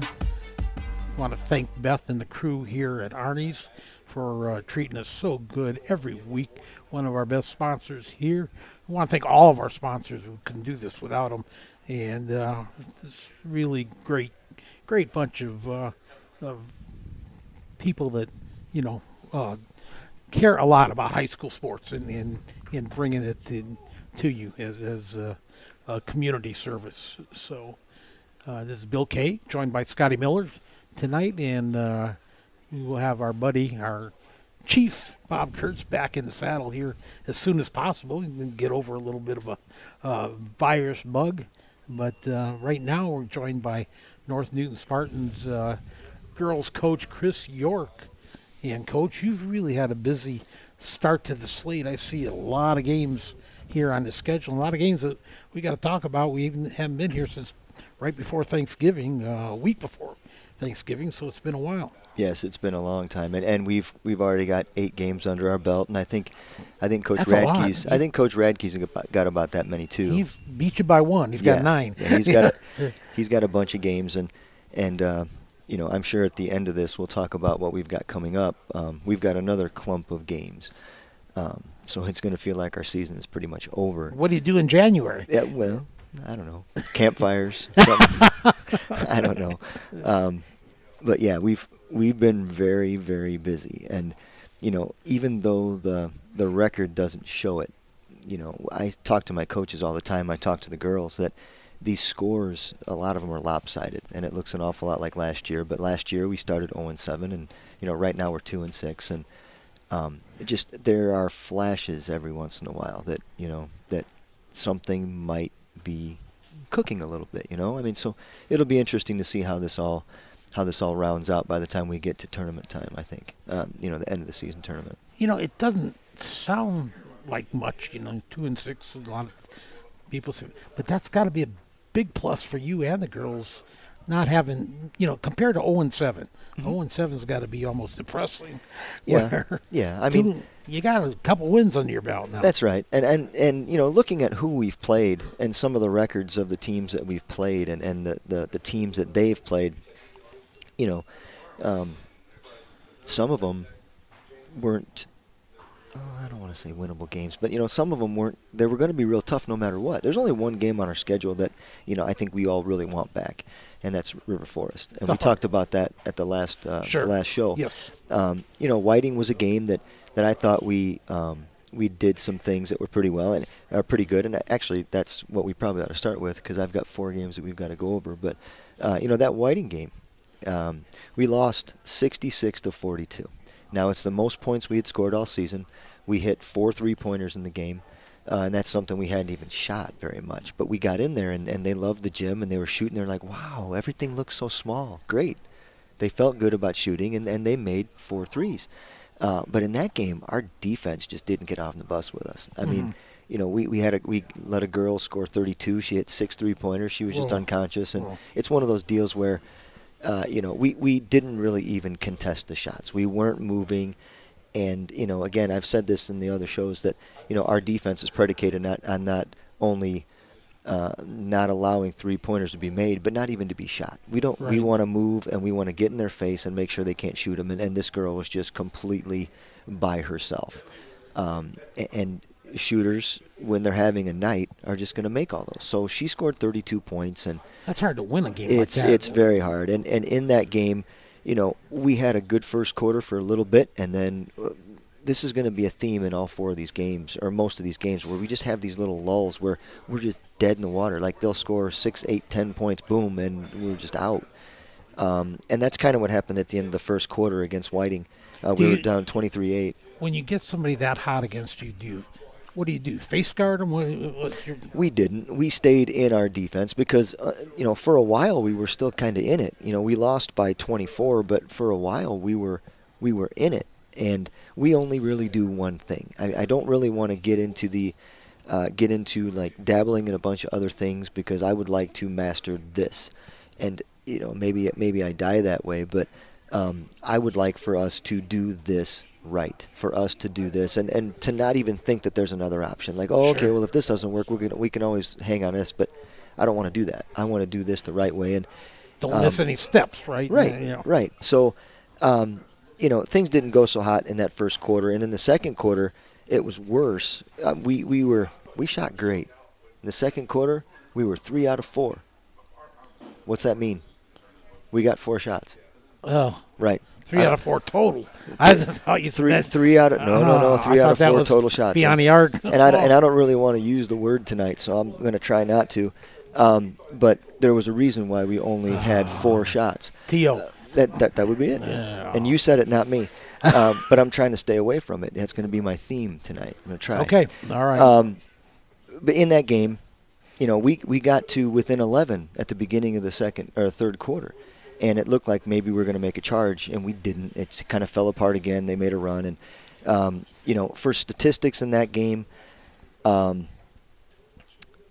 we had McKenna had 20. She had scorers. Cheyenne Cahill had 11 points in this game. That's the most points I think she's scored since I've been coaching. And she's had a bunch of good games in a row, which we'll be talking about. June Busboom hit 2 3-pointers and had 6 points. Dakota Dyer had 5 points. And as far as some of the other statistics, June had a couple rebounds, 4 steals, and 3 assists. Summer Wynn had 9 rebounds, and we'll be talking more about her in these upcoming games. Cheyenne Cahill had 3 rebounds and 6 assists. So the actual basketball part was pretty good in some senses. Again, we scored more points than we ever have this year. McKenna had 7 rebounds and 5 steals and 2 blocks. Let's see. Paige Culbreth had 4 rebounds and 2 steals. So, that's the Whiting game. You had a lot of people contribute. We did, and that's going to be a theme that comes on too, where there's more people that are in the scorebook. Not this Hanover game that I'm going to talk about next, but in the other games we've had more people contribute points, and it's not just McKenna and nobody else. So that is one of the things that gives me kind of a little glint in my eye, saying that this is gonna be something. By the end of the year, something's gonna be better. That's gonna be the key to your Lady Spartan season. It is for sure. The following Saturday, we played Thursday at Whiting. Saturday was at home against Hanover Central, and we knew we were going to have our work cut out for us on that one because of just the speed that the guards have for Hanover. Mm-hmm. And it was a first quarter where we were right with them, very low scoring, just right there until about the 5-minute mark, and then they blew up, and they were up 14-2 at the end of the first quarter, right? So, we had that situation, and then at halftime we were down 34-10, and that thing that I'm not talking about was the reason. We lost the game 57-23. We scored more in the fourth quarter. We actually, with a running clock, we started to score a little bit. In that game, McKenna had 12. Dakota Dyer had 3. Cheyenne, Summer, Paige, and Macy Busboom, they all had 2. So, it's just a couple points. So This wasn't the game for that. In that game, Dakota Dyer had a 3. We just don't shoot very many of them because we don't make very many of them. And so when we make them, I try to kind of mention it. Chicago Bulls of the high school basketball. Maybe, yeah, maybe. In this game, Summer Wynn had 8 rebounds, and McKenna had 12. Piper Ivy had 3 off the bench, and she's a sophomore. June Busboom had 2 assists, and Cheyenne Cahill had 3. And we had, Summer, Cheyenne, Piper, Dakota, and Paige all had a steal. But there's really not a lot of stats in this game. It's one of those games that we played on a Saturday morning or Saturday afternoon, and it just didn't go well from the get-go. And we've talked about it. We can put it away. We've got 2 more to do, right? So that's right. All right. So how do you like those? Afternoon games. Does that throw everything off kilter, or is it? What's your viewpoint on that? From an equity standpoint, I I would maybe want to play some more primetime games on a Saturday. Okay. It seems like we wind up playing afternoon games. It does have its perks. I mean, if we play early, I can maybe go scout that night if I'm doing that, or if we're doing something as a family, then I can do that. But Sure. As far as equity is concerned, I would rather maybe play more prime time. Maybe. I mean, I don't know. Maybe I look at it the wrong way, but in a previous coaching life, that was something that we tried to make sure that we did. So, so Monday night before Thanksgiving, we played Attica. Attica came up to play us, and we didn't keep Benton Central on the schedule, and we took on Attica, and they had dropped somebody. I don't remember who they dropped. Might have been like Fountain Central or something. But we were both in the same situation. Like, why don't we play each other? We're kind of similar, right? So in that game, we flip-flopped first and second quarters. We were up 7-4 in the first quarter, and then they outscored us 7-4, and we were tied at 11 going into the break. In this game, we rebounded better than I've ever seen us rebound. I mean, we were giving up one shot and done. We were doing a lot of really good things. In fact, in the fourth quarter, we were up 30-20 with about a minute 15 to go. And then our defense decided to take a nap because they hit two really quick threes. They hit a two, and all of a sudden it's 30-28. We went to the free throw line, scored two, and we won the game 32-28. But it was looking like it was going to be kind of comfortable, because in a game that's only 30-20, that feels more like 15 or 20 points, right? Right. If it's that slog in the mud, and again, there were a couple of untimely things that went wrong that shouldn't have gone wrong, and the biggest thing there was just kind of a letdown on defense. Thinking that we had it and we didn't. Luckily, we were able to walk away from it, but hopefully it was a lesson, because there were times that when we were up, it's one of those deals where we're winning. We don't need any more points. They're the ones that need the points. So we need to learn how to win. Sure. And that's something that it's on me, I suppose, because we don't practice it. But we've not been in that situation very much. Mm-hmm. So we do drills all the time where we're trying to make a certain number of passes, and even in practice against each other, we can't make a certain number of passes without getting it stolen or throwing it away or whatever. So we're working on that, but it's frustrating. In this game, we had a little bit more balance. We had McKenna with 15. She led the way. Summer Wynn and Cheyenne Cahill both had 6 apiece, and June Busboom hit a 3 again, so she had 3 points. Other stats, Summer had 10 rebounds. McKenna had 9 rebounds, and these are unofficial, because I think I told you that I'm behind on stats. So yes. we may find a couple more, but Paige Culberth had 4 rebounds, and Cheyenne had 4 assists along with her 6 points. She's really started taking the ball to the basket, and to have somebody else, a couple more people now do that, and it's not just McKenna, it's going to make a difference, and it already kind of has. June Busboom had 2 steals and 2 assists, so there's just kind of more dispersing the ball and things like that. And in that Whiting game, something I didn't mention was a lot of those 3-pointers that we made were when McKenna got the ball and she dished it back out, and somebody was wide open and they hit the wide open shot. It's an element of our game that's going to make us that much better. Just the inside and the out. The Summer Win looking in at McKenna looking for Summer. Those kinds of passes are going to connect. The inside out for easy threes, all that stuff is going to make a really, really, really big difference.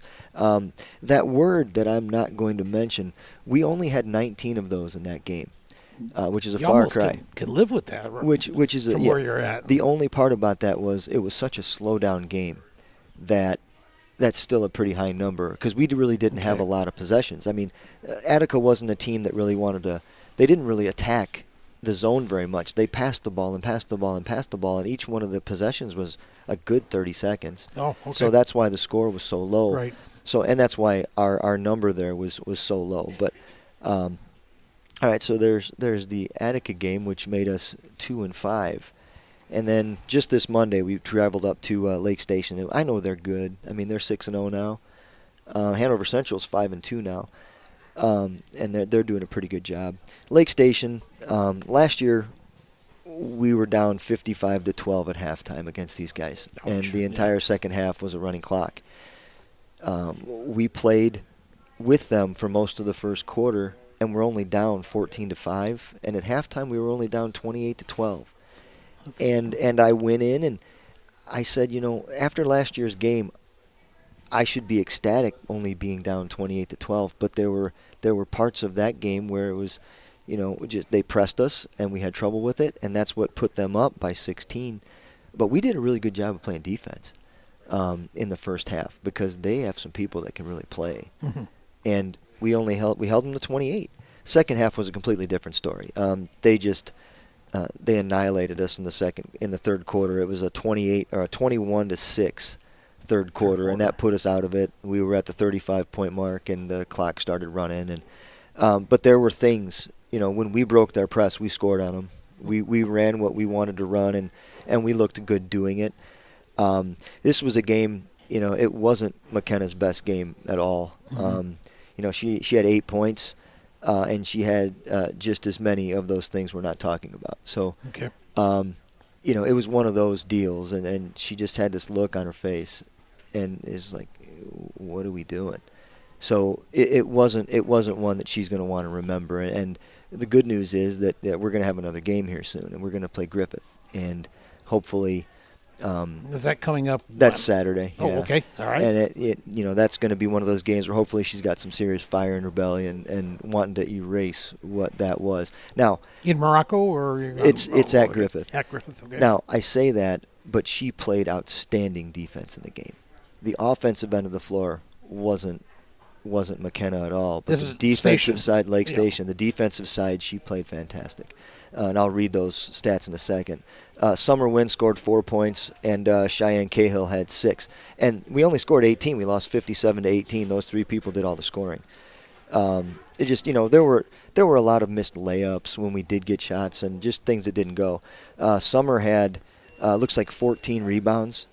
She had everything. She had 3 steals. She had deflections. McKenna had 8 blocks.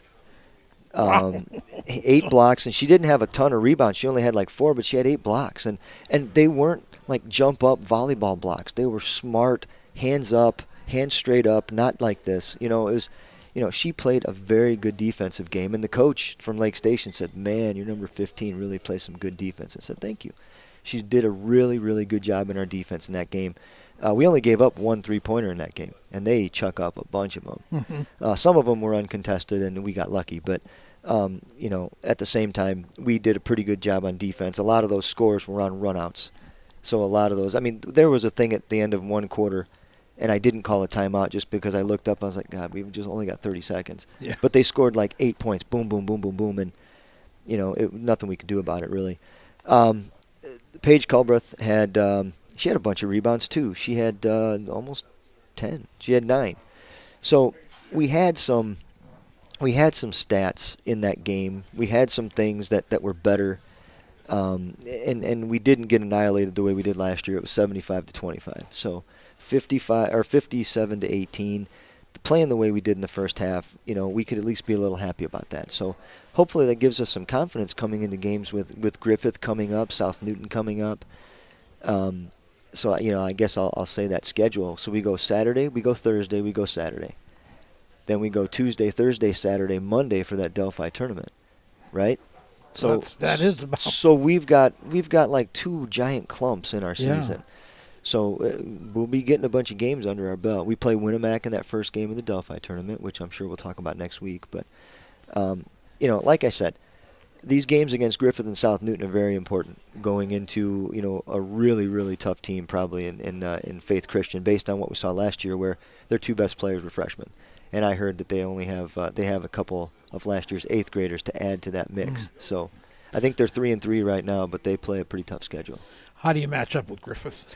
I think we're going to match up pretty well. I think they're pretty young. They've got a new coach, Chris Tomsey, who's from the Tom Gollenbeck tree. Okay. So he's going to play.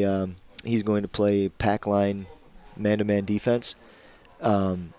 He's got at least one more Esquivel girl. She's a freshman, and she was a star last year as she'll be there as an for a 8th while. grader. Yeah, she will.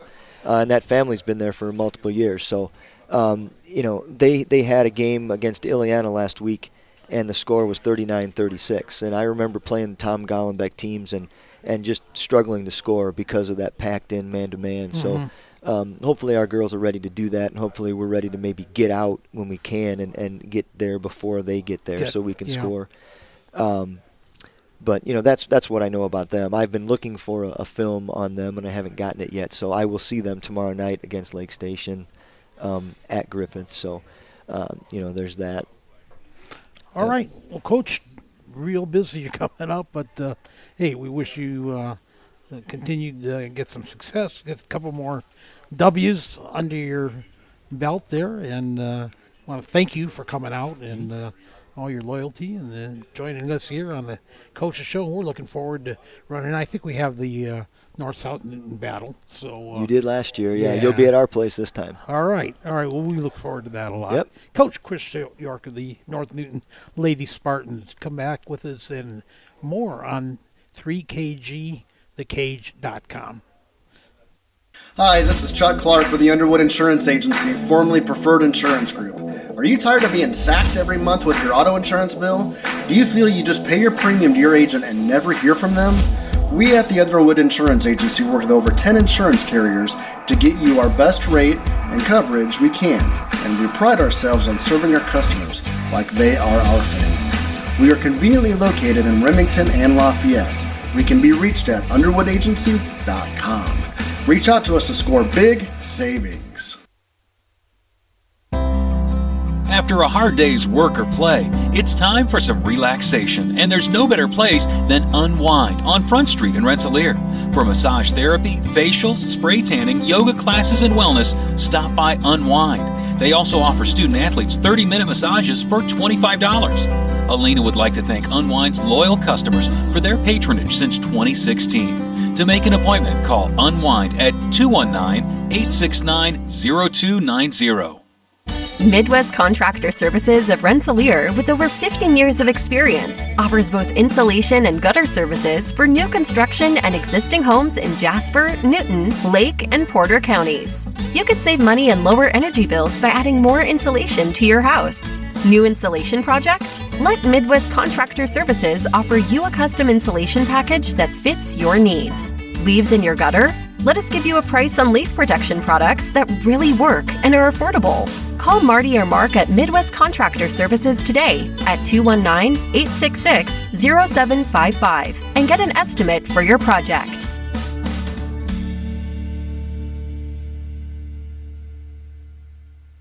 Every day you listen to the news, but how is that news affecting your financial world? Things like your retirement and your kids' college fund. You need someone who can help you work towards your goals. Someone to help you move forward in the times of change. Call Mindy Byer at Morgan Stanley. Mindy has 20 years of experience as a financial advisor, and she's right here in Northwest Indiana. To make an appointment with Mindy Byer, call 765-420-8433. Morgan Stanley Smith Barney LLC, member SIPC. Anders Water Conditioning in downtown Rensselaer is here for all of your water supplies and softening needs. At Anders, we sell and rent water softeners, water coolers, and have all of your bottled water and salt needs too. Call Chuck to set up your consultation today. 219-866-7430. Anders Water Conditioning, family owned since 1991. Founded in 1931, Community State Bank in Brook is your community bank. We specialize in relationship banking while offering the technology required to meet your modern banking needs. Community State Bank is the area leader in new construction loans and home mortgages. Our lenders know small business and have products to meet your farm and business needs. We're available to get to know you and your needs today at 224 West Main in Brook or by calling 219-275-2441. Member FDIC, an equal housing lender.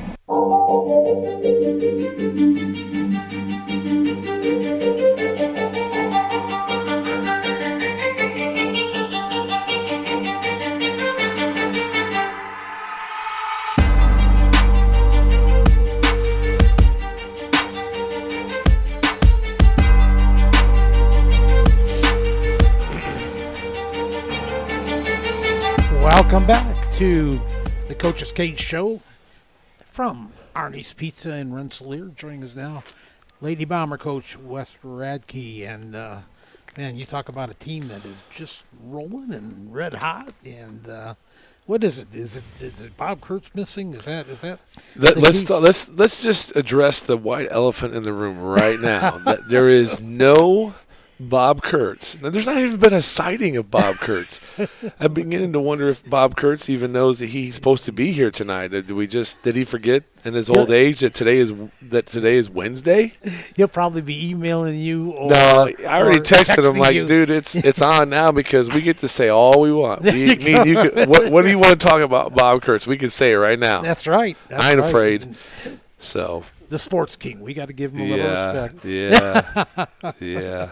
Wes, you guys are on a roll. I don't remember have you guys has Rensselaer Central girls ever won that Lafayette tournament? No. before? So that we've been in that now 4 or 5 years now, and since I've been there, I mean, they never won it before till I've been coaching, and they invited us to come a few years ago, and we jumped on the opportunity. And we've been on the short end every now and then, and we've played some games and in that tournament and gotten never gotten close to the championship. And this year was just a different feel with the girls.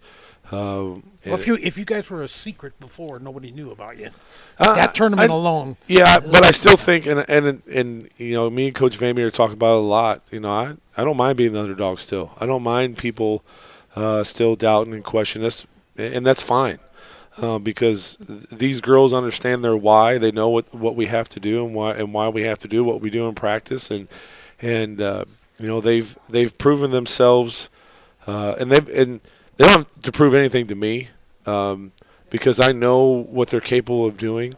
But I think they've got a chip on their shoulder that they want to prove to everyone around in the area. And that tournament was a perfect example of the people we play and who was in our conference and what we were able to accomplish in that tournament and really set the tone for what I hope to be a historical run here and take it one game at a time. Because we're going to focus on Winnemac tomorrow night and one game at a time. But, what those girls were able to do and put together, because if you look at our previous games, we're beating people by 30, 40 points, and everybody's questioning, okay, yeah, your schedule is pretty light. Those teams aren't good. And, okay, that's fine. I can't argue with you there, and it is what it is. So when you go to Lafayette Harrison and you beat Lafayette Harrison on their floor, in a tournament that nobody picks us to even win or come close to, it's a good thing for us to do for the program, for Rensselaer Central, for the girls, for Lady Bomber basketball. These girls, that was a great win, and then to turn around that next Friday night and play against the team that knocked us out of sectional last year in a dogfight, and the 3 losses that we had last year were to BC. To my knowledge, we've never in Rensselaer history beaten BC as far back as the records can go and show. And the girls changed that. They did that. I did. I'm just along for the ride. I give a little bit of advice here and there, but, these girls are in control of their own destiny. This coach is just trying to, help them out where I can. And, give them the guidance they need. And then when it does come time that they need a head coach to step in and make some decisions to help guide them, that's what I'm there for. So, we ended up beating a really good BC team, by 4 points. And it was back and forth. And we made some big plays and did some good things and had some players step up. One in particular, Cadence Mans in that game, played her butt off. I mean, that kid – as a senior, really took it upon herself to make some big shots down the stretch, play some defense, just was all over the place. And if she doesn't do those things, I'm not sure we're in that championship game on that Saturday night. So, she really did. And the great thing about this team is somebody can step up on every night. We have Taylor, who does the things that I need Taylor to do and just phenomenal, is a heck of a basketball player, a high level, and just does great things. but sometimes Taylor does struggle, so somebody else has got to step up. Right. And with this team, that's the great thing about it is you really can't key on one person because they're there to pick each other up. And so they did that in that BC game, and it was great to win that game.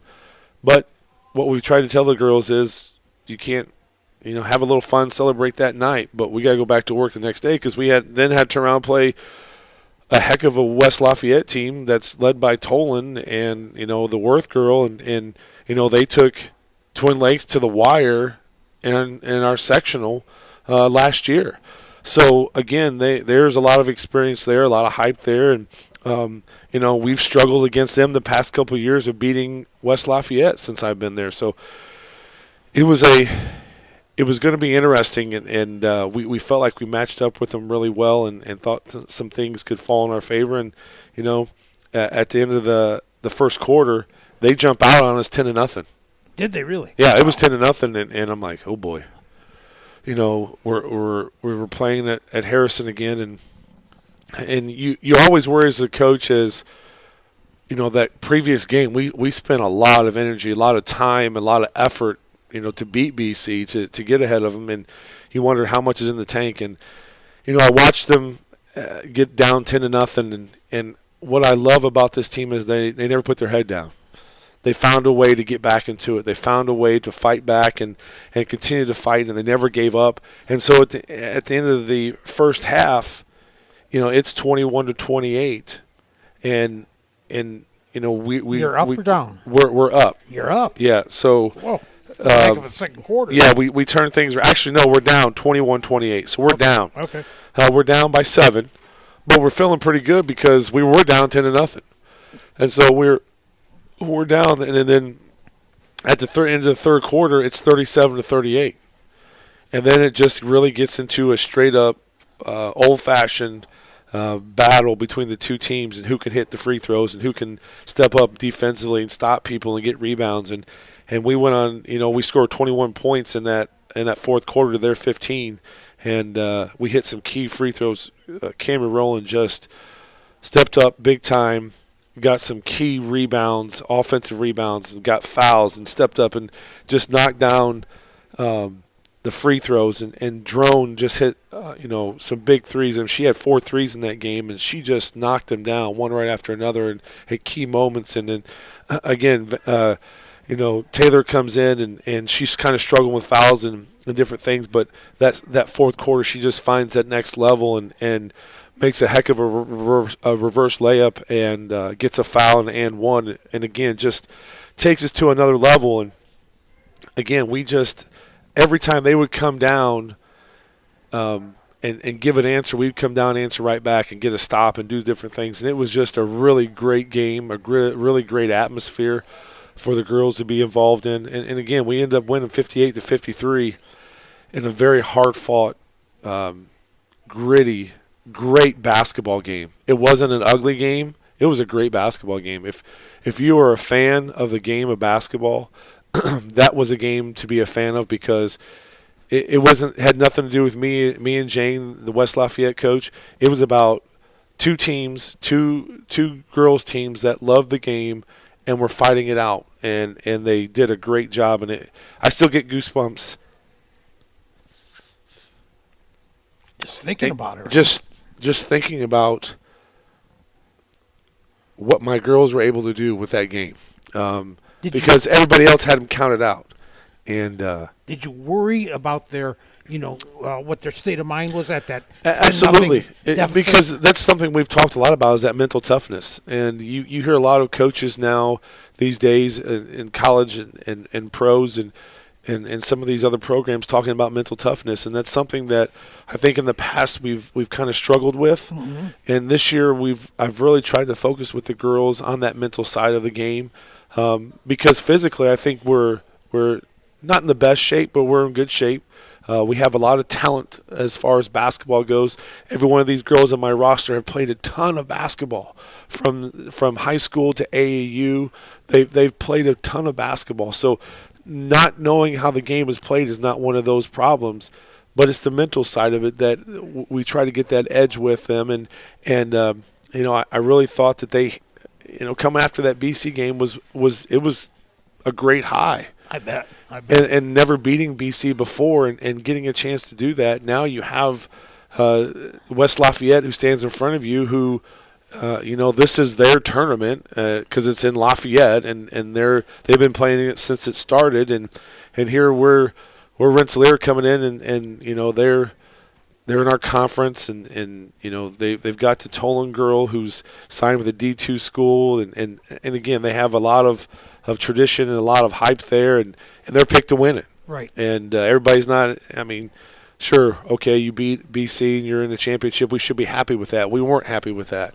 And so the girls really showed what they're made of in that tournament, and it was good to see us come out on top. And again, we shoot 80% on the free throws. West Lafayette shoots 81%. Wow. So, and when you look at the score, when you look at things, I mean, we happen to make the 4 or 5, 6 3-pointers, and they made 4 or 5, 6 3-pointers. When you look at the 2-pointers that we had, 8, 12, 14, they had 8, 10, 11. So we had a few more layups than they did, and I mean, you can't ask for a better game back and forth of that. And again, our defensive intensity really stepped up. The play that really broke their back as far as giving us that boost was when Tolan's dribbling to the right side, and all of a sudden you see Van Meter come out of nowhere to jumper and steal the ball and go down and shoot a layup. Wow. And you just, that sense of urgency and that sense of we've gotten over that hump, and now victory's in sight. We just got to do the right things, and the girls did a phenomenal job. Did they let you cut down the nuts? Yes, they did. That's a good and thing. the great thing about that is those girls of mine have never had an opportunity to do that. Really? Wow. Never. So they had no idea. Yeah. Oh, Coach, what do we do? How do we do this? And that's cool. That is so cool. It was an honor, and I'm not by any means are we done. We're still looking. Yeah. We're still looking. To November. January. Yeah, in February of cutting down more nets. Right. But it's a great honor for every team that I've ever coached that wins a sectional. I take pride in holding the ladder for them. And in the years past, when I've held ladders, it's for I've always been an assistant. I've always been that assistant coach that's doing that for my players. This was a great honor to be able to hold the ladder for my team. How cool is that? That's great. It was just an awesome time to be able to do that, and not just for the girls, but for the community. I mean, we've had a great outpouring of people saying, this has been fun to watch and be a part of. So, and then, we win that tournament, and you guys were there Monday night. That was a heck of a game. We got to play against Twin Lakes. Yeah. With two of the better players in the area, and the Bousman Nickerson girls who both averaged well over 20. 23 points a game. They were 5-1. They had lost the only loss they had was to CC in the tournament. And so we knew coming in it was going to be a battle, and it was going to be our first conference game. So the girls' one of their goals is to win a conference championship. So if you want to do that, we got to take one step at a time, which the first step is Twin Lakes, which was going to be a tall task because you have, again, Nickerson needs, at the time, she needed 18 more threes to be the number 1 3-point shooter in the state of Indiana. Really? And then you got Bousman, who had, as a junior, has already scored over 1,000 points. Both of them averaging 23 points a game. Both at one point in time, Twin Lakes was number 1 in 3A. They were top 20 in the overall in the entire state. They were in the top 20. So there was a lot of hype with them coming in, and we knew it was going to be a tall task. And you were there. You witnessed what my girls are capable of doing. We put Roland on Nickerson, and I turned the dog loose. And boy, did she do a job. Whoa. Yeah. That was incredible. Coach, if you would have told me that score, I would have said, well, Van Meter probably scored 30. I mean, she just probably had a career game. But no, it was the entire team. It was the entire team. So I turned Roland loose on guarding Nickerson, and we put Cadence on Bousman, and those two that's who you're with. And so when you have a player like Taylor, when you have a player like Sarah Kaufman, that can just play like a free safety and just let them play with the skill that God's given them, and let them go. And then you have Drone in the back that can just cover a lot of ground. You just let them play and let them do the things they do. And then when you have a bench like I have, when you can bring Brody and you can bring Courtney Matthew and a freshman to take and give Roland a break and just to smother Nickerson even more. And then you bring in Jesse Fleming and let her give Cadence a break and just their athleticism and their ability to do different things. And again, when you look at what we're able to do and who we're able to bring in and off the bench and do different things with. And again, when you look at my book, there's 3 girls in double figures. There's Drone. There's Cadence Mans was on fire. You got Van Meter again doing the things that she kind of struggled with that fourth quarter. She just, again, the girl has another level. Right. To find somebody with the speed and athleticism and be able to get to the rim when she needs to, and then just defensively. You talk about a wingspan between her and Drone. It's we can cover a lot of area, and then my number 22 came to play. Kaufman just was everywhere. Oh my goodness! And she had such a tremendous start to the game. Just a great start. Dominated.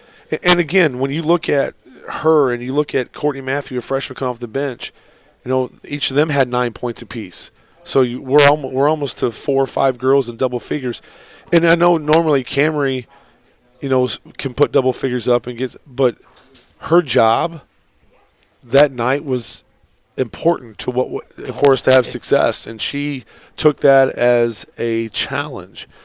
And she just clamped Nickerson. Well, and as a coach, that's my thing. My job when I played, even in college, was to guard the best player. I wanted that challenge, and I try to instill that in every one of the girls, is to want that challenge. And she took that challenge and made it personal.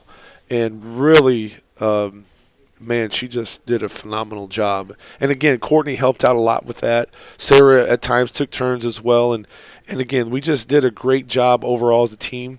Again, you bring Brody in off the bench and able to give Drone a little bit of a break, and she can cover the backside and get steals and layups. And so we did a lot of great things, and it was just a fun time to watch. And again, we won 64-37, and a team that was averaging almost 70 points a game, and only giving up 35 points a game. So we really did a nice job, just playing a game that they all love, and it's just fun to coach. Well, if you haven't had a chance to see the Lady Bombers this year, I'll tell you what, you're missing out on it. Do not miss out, because this team is just they are really just incredible. Coach, they've improved so much. All the girls throughout your lineup, they've all taken a step up. And Yeah. that was only the first game that I saw, but it was very evident that they have really all improved greatly from last year. And that's something that I know, and we've heard a lot of people say it already to me. Even when we won that tournament, somebody made the comment, well, I hope you guys don't peak too soon. And that's something that we can't allow to happen, because we can still improve a lot. This coach, even though I let them do it, there's a lot of things I can pick about and continue to work on and continue to fine-tune with the girls that every game is a chance to continue to get better. Every practice we have to continue to challenge ourselves, because the ultimate goal is to cut down that net for a sectional, and that's where they've strived to make that goal, and they've really taken that on and made that a personal issue for them. And again, I don't know what the plan for tomorrow night is to beat Winnemac and be 10-0, but it's a game we all have to play every night. On any given night, anybody can beat anybody. That's right. And we can't take it for granted. We can't just assume things, and so that's why we take one game at a time. That's why we tell the girls, enjoy this, but also stay humble and stay hungry. We know our why and why we do the things we do. Early on in my career as a coach here at Rensselaer, there's a lot of people that would question the things and my methods and what we do, and why do we run so much, and why are you so hard on the girls, and why do you get after them so much about things. And these girls are beginning to understand there's a reason why. Sure. He's not nuts. I'm not crazy. I just know what to expect and what it takes. And these girls, I see it in them. I believe it in them. I hope everybody else can come out tomorrow night and as we play against Winnemac and pack Joe Burvam Gymnasium and these girls, and you've watched them. It's not we weren't playing people that were no joke. Those Nickerson and Bosman both are probably going to be all-state candidates. I'd say so. If they're not already. I mean, they both have had great careers, and we beat them 64-37. And elite players that are scoring a lot of points. And in my scorebook, we didn't have girls in the 20s and 30s and 40s. We had girls in the 12, 11, 14, 9. We play team basketball, and that's how you win championships. Yes, somebody's got to score. I agree with you. But the way we're playing right now and the way we do things and the way these girls are sharing the basketball with each other, not being selfish, looking for their teammate, and when one does something great, they all celebrate. The back up to the tournament, Carly Drone's MVP. Carly Drone is voted the MVP of the entire tournament. And what I've loved about it and what I was amazed with is when you look at the pictures that were taken, and when she's announced the MVP, there wasn't one of my players that were over in the corner putting their head down, sulking, saying, beating their chest, should have been me. They were ecstatic that their teammate had gotten to be MVP. That's what it's all about. Yep. That's what it's all about. And then the very next day, that Sunday, they came to church, all of them. Wow. After they just won a championship, they came to church. Folks, that's cool. There's a lot of things in this world that are going the wrong direction. Right. These young people and what my girls are doing, and if we win in more games or whatever, the ability for them to be a team and to share the experiences with each other, that's why I coach. It's not how many wins I get. It's being able to watch a team like I watched cheer for their teammate. It's a team that's come together and not worried about who's doing what, who's got this, who's getting this award, who's getting that award. There was a college coach from St. Francis that came down out of the bleachers after that Twin Lakes game. He was there watching Bowsman, and he came over. He said, I just got to tell you something. He said, I've seen a lot of girls' basketball games this year. He said, there's something special about your girls. He said they were cheering for each other. They were picking each other up. They weren't mad at anybody. They were listening. He said that was fun to watch. And this is coming from a college coach that no dog in the fight with him, nothing. He said it was fun to watch. Right. And so very proud of these girls, and I'm not meaning to sit and talk. I know you got other coaches to talk to, but we got to play tomorrow night against a tough Winnemac team, and Tony Stasiak, who's been doing it a long time. His team's going to come in ready to play, and we've got to be able to handle them. They're going to run some zone against us. They're going to run some man. They're going to do some different things, and we can't just show up. We've got to play the way we're capable of playing, and if we do that, we'll take care of business. Real quick, JV team, what's their record? So JV team is they had a huge win on yes, Tuesday Tuesday is also they look good. I think they're like 7 or maybe 6-3 right now. They've lost a couple here or there, but I think they're like 6-3. And tomorrow night will only be 2 quarters of JV because Winnemac doesn't have enough players. So it'll be 2 quarters of JV. It'll still start at 5:30, but the varsity game that was originally supposed to start at 7 will now start at 6:30. Okay.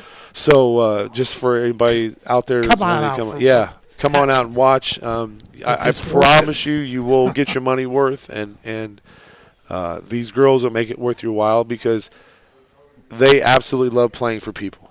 They love playing for the Bomber Nation. They love making a lot of people turn their heads and look at things. But Bob Kirch just texted me, said, Arnie's is getting ready to close. Let's go. So with that being said, yes, the JV is doing well. All right. Thank you, Wes Radke. Good luck coming up here, and we'll talk to you soon. All right. We'll see you Tuesday night against Benton Central. Okay. We'll see right. you. Thanks, fellas. Thanks, Coach. Working with our customers has been Kentland Bank's trademark for 87 years. We're dedicated to making your visit a lasting one, and helping you achieve your goals is our #1 priority. With 5 locations, Kentland Bank offers all loans needed for today's businesses and families, including car loans, mortgages, agriculture, and commercial loans. We're here to make your busy life less hectic by offering online and mobile banking, bill pay, and P2P payments. Member FDIC and equal housing lender. In agriculture, preparation is important. Dedication is you deciding what to plant and then asking what it will take for a good crop. How much work will it take to produce the final crop? In sports, preparation is vital in becoming the best you can be. Dedication is a will of achievements for a winning desire. Corbett Farms encourages everyone to do their best by having a winning spirit, attitude, and achievement. Your positivity will make a difference. Corbett Farms is proud to sponsor high school sports. Pulver Psychological Services offers psychological counseling, consultation, and assessment. Locally owned and operated, Pulver Psych focuses on solutions for the community and serves as support for individuals, families, and organizations. Whether you're in need of personal, family, or success counseling, Pulver Psychological Services can help you reach your life goals. Increase work satisfaction, have better relationship compatibility, improve sports performance. Get in touch with Pulver Psychological Services by visiting pulverpsych.com. Indiana Farm Bureau insurance agent Joe Goodman has been serving the Jasper County and surrounding area since 2009. Being involved in the area, Joe Goodman has kept his interest in making sure he provides the best insurance for his clients. Whether you need life, car, home, business, farm and crops, or even renter's insurance, Agent Joe Goodman will keep searching for the best policy for your valued investments. Call Indiana Farm Bureau Insurance Agent Joe Goodman at 219-866-4694 or stop in at 2570 North McKinley Avenue in Rensselaer.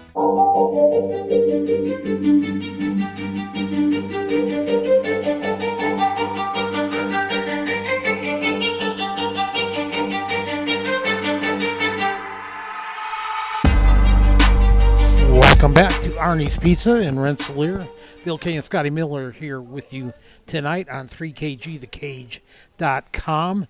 Joining us now, Coach Ricky Montemeyer of the South Newton Rebels. Coach, thanks for hanging in there with us. Yeah. And appreciate it. And let's give us an early season, very early season recap on how the Rebs are doing. And, you have one game under your belt so far, and then going to get busy here coming up real soon. Yeah, so we opened our season last Tuesday against Riverton Park at home. Really good crowd. The guys were jacked up, ready to play. Probably a little too jacked up looking back on the game now. We lost the game 46-39, but we battled the whole game. It was back and forth.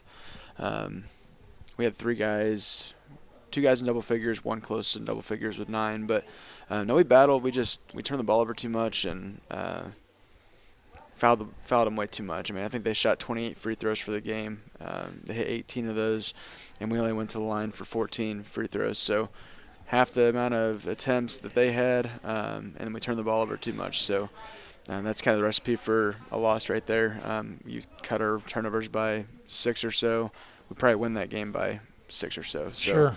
We were pretty close, kind of same as last year. I think it was a very similar score. It was like 45-39, 44-39, something like that last year. So maybe we'll get over that hump eventually, hopefully next year. But we've only played them, I think, 5 times school history, and we're 0-5 against them. And I think we just started playing them recently. But I was hoping to get one, but it is what it is. So in that game, leading us in scoring, Chase Stillebauer had 12. He also had 3 assists, three rebounds. He played pretty well for us. Luke Hoskins had 10 points and 11 boards, so he had a double-double.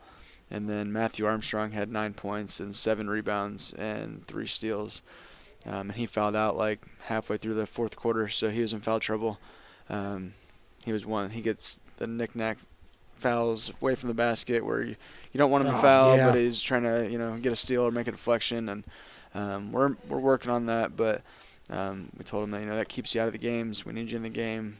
When you're doing little fouls like that away from the basket, it doesn't help us. So stuff we've worked on. It's talking to the kids. It's stuff that we can improve on. It's little things for the most part, and I think they've really made that effort this week to get better and improve on the little things in the game that we gave up wide open threes because we were out of alignment, or turning the ball over, forcing it into traffic, or not making the right angle of a pass. So those are all things that, like I said, we can work on and improve on, and I think we're headed in that right direction. Well, it seems like even in a loss, you had good balance Yeah. on the offensive end at least, and that's got to bode well. Yeah, so we had 3 guys almost double figures. 2 were in double figures, and then outside of that, we had 2 other guys that had 4 apiece. But everybody that played shot the ball at least once. So very good balance. There's not really one guy that teams I feel like can really key on, which is good for us. We have a few guys kind of spread around, and hopefully be this kind of balance every night would be good for us. So Coming up, the Rebels, I see you got games here December 1st, December 2nd. That's Friday and Saturday, both at home, though. Yeah. Seeger and Delphi. Tell us a little bit about scouting reports on those two. So Seeger hasn't played yet this year, but they hammered us last year. They had a really good group. We owe them. Yeah, yeah, we owe them. But no, they had a really good group last year. The Snedeker kid finally graduated. I feel like he's been there forever. I think he was a 4-year starter, so he's gone. Their second leading scorer from last year's team actually transferred to Benton Central, but they'll still be very good. They're always competitive. Coach Collins down there always has them ready to go. They play fast. They run the floor. They like to shoot. They're very aggressive defensively, so we've got to be ready to handle the ball and handle the pressure because they're not going to lay down for us. So I expect that to be a very tough game. I expect them to be very good. So, if we play our best basketball, I think we can be competitive and potentially win. And then Saturday we've got Delphi, kind of the same thing. We battled for about a half with them last year, and then they really took it to a second half. So I'm not pretty close, I guess, but I know Coach Callie pretty well. He was a JV coach of mine when he was at South Newton when I was in school. Now he's Delphi's head coach, so kind of a personal drive there for me. I want to do well against him because he was a former coach of mine. But Sure. No, 2 tough games this weekend. At least they're both home. I think our kids can battle and be competitive in those games if we just do the little things. Our first, I think 5 or 6 games are at home this year, and it flip-flops every year. I need to talk to Chris about hopefully mixing it up a little bit and not have 6 at home, 6 away the following year. But if you look at the back half of our schedule, our last 7 games, we only have 1 home game. It's okay. It's rough. Yeah. It's like the month of February we are on the road the entire month besides 1 game. So I don't like that balance at all. So hopefully we can change that in the future. What are you trying to accomplish early in the season with your squad? Just building a competitive nature, I think, not getting down. We were very positive with them Wednesday morning after our game last Tuesday. We just let them know that it's all very little things why we are losing by 6 or 7 points. It's not because we're not doing what we're supposed to be doing. We battled, we played hard, we were diving on the floor, we were boxing out hard, we were crashing the boards, we were almost playing too hard at times where we were making the silly turnovers and trying to force some things. But just being competitive, everything we do, I think the guys are very close-knit. It's a very solid group. They hang out with each other a lot outside of basketball practice and games, so that's always good for the camaraderie of things.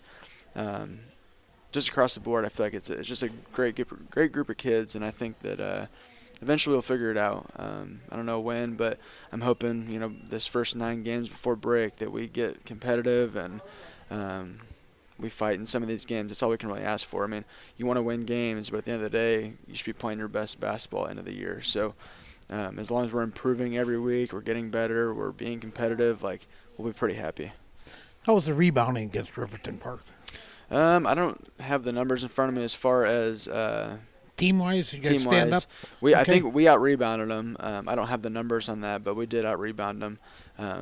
I don't know. You guys, would that be a strength of the Revs this year? Yeah, we were bigger than them. We were a lot bigger than them, and we tried to encourage our guys to really attack inside because of just size everywhere. We were a lot bigger than they were.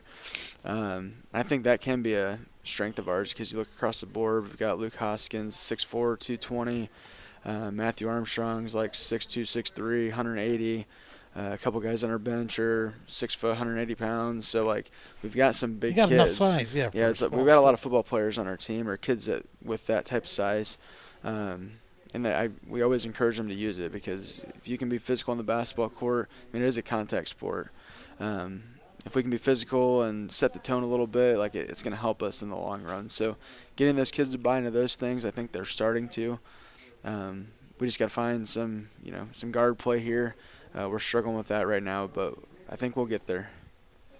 All right. Well, we wish you guys a lot of luck. What do you expect from Delphi? You talked to us a little bit about Seeger, but I know one of their best players are out right now, but they're going to be good. Good time to catch them then. Yeah, I mean North White did this past weekend. They took them to double overtime and beat them, I think 74-72. But I don't think we're not going to score 74 in a game. We haven't done that in a long time, so I don't see us doing that. But if we can keep it close, keep it in the 40s, 50s range, I think we'll be okay. Pretty good chance, yeah. All right, Coach. Well, listen, good luck with the Rebs coming up here, and hopefully we're going to run into you real soon down the road. Sounds good. Thank you, guys. Coach Ricky Montemeyer of the South Newton Rebels will be back with more on the Coach's Cage Show. Come back and join us on 3kgthecage.com. Founded in 1931, Community State Bank in Brook is your community bank. We specialize in relationship banking while offering the technology required to meet your modern banking needs. Community State Bank is the area leader in new construction loans and home mortgages. Our lenders know small business and have products to meet your farm and business needs. We're available to get to know you and your needs today at 224 West Main in Brook or by calling 219-275-2441. Member FDIC, an equal housing lender. Hi, this is Chuck Clark with the Underwood Insurance Agency, formerly Preferred Insurance Group. Are you tired of being sacked every month with your auto insurance bill? Do you feel you just pay your premium to your agent and never hear from them? We at the Underwood Insurance Agency work with over 10 insurance carriers to get you our best rate and coverage we can, and we pride ourselves on serving our customers like they are our family. We are conveniently located in Remington and Lafayette. We can be reached at underwoodagency.com. Reach out to us to score big savings.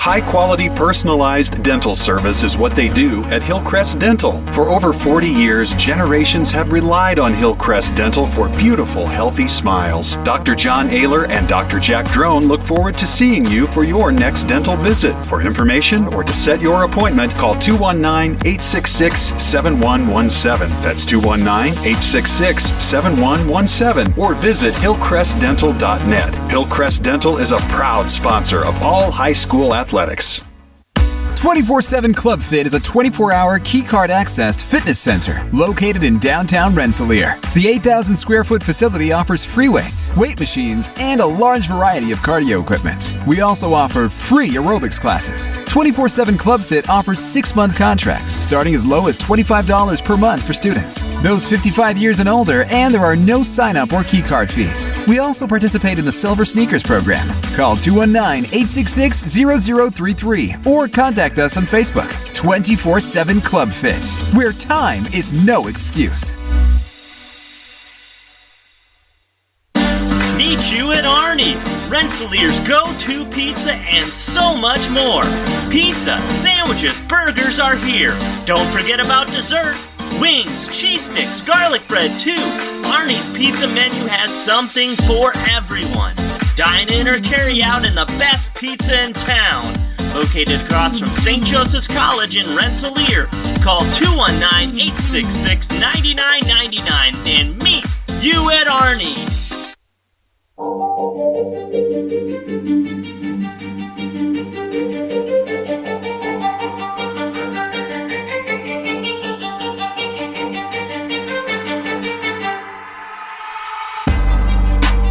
All right, welcome back. We got our cleanup hitter in the seat here, ready to go. Coach Bill Shepard of I've been in that spot before. Have you? Oh, yeah. Right. I grew up in that spot. There you go. There you go. Well, we appreciate you hanging with us. I know it's got getting to be a late night hour here. Appreciate Arnie's putting up with us for so long. But when you get the girls and guys coaches all together, boy, that's a busy time for us. And the list gets a little long once in a while, but that's all right. I mean, I just sit here and nibble on pizza for a while and just listen to the other coaches and see if I can learn anything. We appreciate you, especially when you guys got to wait for everybody. Then that really stretches it out, I suppose. Yeah, it's all right. Like I said, I just enjoy talking with the coaches, and we don't get an opportunity too often to do stuff like that. So I mean, it's fun just to do that.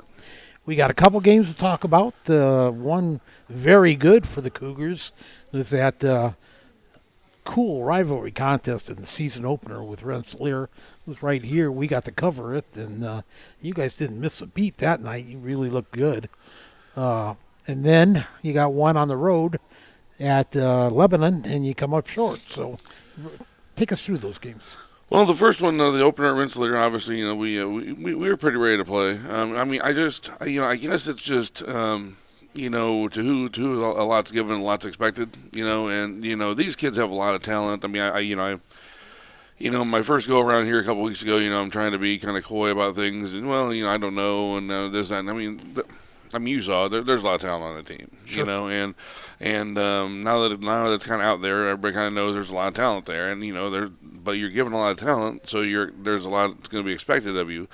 And the first game I thought we went out and did pretty well. I will tell you that when I watched the film, we got back and me and my assistant that night watched the film, and I'll still be real honest. I mean, we are really harping defense, and I thought it's going to sound really weird. We only gave it 25 points, but I thought our defense was average at best with what we want it to be that night. Yeah.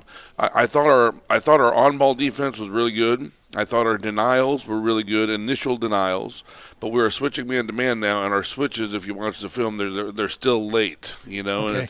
and I mean, it's early in the year. This is the very first year we've ever ran switching man-to-man, so it's going to take a while. We all get that, but it's just like you're almost impatient waiting for it to get here, Yeah. because you just know how much better we will be once we. And it's a lot of communication, and it's a lot of just awareness. Like I know this guy's coming off. I know this guy's going to be coming off the screen, so I'm just going to get out there early. We're not there yet, or I know my guy's coming off the screen, so I'm going to tell my teammate early to switch on this. I mean, we're just not quite to that timing yet. Now, when you bring the ball down against us, we'll be right in your shorts. My guy one pass away, we'll be denying like we're supposed to, but once that ball starts moving and people start moving, we're just not quite on the snap of the fingers at where we need to be. And like I said, we didn't figure to be that way, but it's kind of weird when you win 60-25 that, you say our defense wasn't where we want it to be, Right, but right. so anyway, but I mean, we were really energized. It was a loud crowd. I thought our crowd was great that night. Awesome. Yeah, Student body was fantastic. Yeah, so I mean, we brought a lot of people, and that got the guys fired up. And, I thought we played with a lot of energy, throughout the whole game. It never let up, which I even no matter who was in the game, the energy was there, so I thought that was great. We go to Lebanon, and, I warned the kids over and over and over. And I went to watch Lebanon on Wednesday night, and they did not look good. And, we get their film to see what they do, and then, you tell the kids, you got every excuse in the book to have a letdown. I mean, you beat your county rival by a lot, so you can have a letdown. You got a 2-hour bus drive, you can have a letdown. I mean, every excuse, and we just kept warning them. And, and we watched Lebanon film, and they don't look very good. Well, that's the only film I got of them. That's the only game they played, and they just don't wait. And you try to tell the kids, they will not play this bad against you. That was their opener. They got a lot of inexperience. We're just showing you this just so you can see who they got, but it's, it just kind of showed a little bit of immaturity, I thought, mentally on our part. We went in overconfident, and we were down 27-7 about halfway through the second quarter. Ooh, wow. And Cam Webster got 2 fouls in the first 3 minutes, which didn't help us. No. And, and I talked to him after the game, too, a little bit about, the 2 fouls you get, both of them could be avoidable, but, especially after you get the first, he got the first one in like a minute. You got to be smart. We need you on the court. I mean, I want you to be aggressive, but you just can't pick up a second. Were they bad fouls out? Where they were called? Or? Well, I mean, like his first foul was on a fast break layup. He tried to block it, and I'm like, you're gonna get that block like 5% of the time. And I mean, it's in the first minute. Maybe we can just let this guy have this layup. Mhm. You know, I mean, we really would rather have you on the court. Sure. You know. And the second foul 2 minutes later was an over-the-back foul. It was going for rebound. You know, once again, I love your aggressiveness, but you got one. We don't need that second one. Right. You know, you just got to be a little bit smarter in those situations. But you know, we're down 27-7 halfway through the second quarter, and then we decided it's time to play, and we have it down. We took a 20-point lead down to 13.5, and then. You know, we have it down to 8 or 9 going into the fourth, and we actually cut to 6 a couple times in the third. And then we got it, we kept chipping away and got it down to 3 with about a minute left, but that's as close as we got. We just kind of ran out of time at that. But, listen, I mean, you just can't come down there and, sometimes the film lies to you a little bit. You know, you can't come down there just thinking, we got this. Right. Hey, look at the way we played on Tuesday and look at the way they played on Wednesday. We got this, and it doesn't always work that way. You got to be ready to go from the jump all the time. Our defense in the first quarter and half in particular was pathetic on Saturday. So, it's one of those things where we just got to learn from it, and get better from it. But you just hate dropping a game that your team, your team was better than that team. And, we dropped it because I think we got a little ahead of our skis a little bit. And like I said, hopefully we learn from it and kind of move on from there. And we've had a pretty rough week of practice as far as we've been getting after the kids a whole lot all week long. We've been competing. In fact, we kicked them out within a half hour last night. And but then they came out like 3 minutes later and said they wanted to keep going. I'm like, well, if you want, but it was a lot better then. But it was we're getting after it this week and hoping that we, there's enough tough teams on our schedule. We don't need to get overconfident. A lot of coaching points, I guess, when you come on a loss that you shouldn't have had.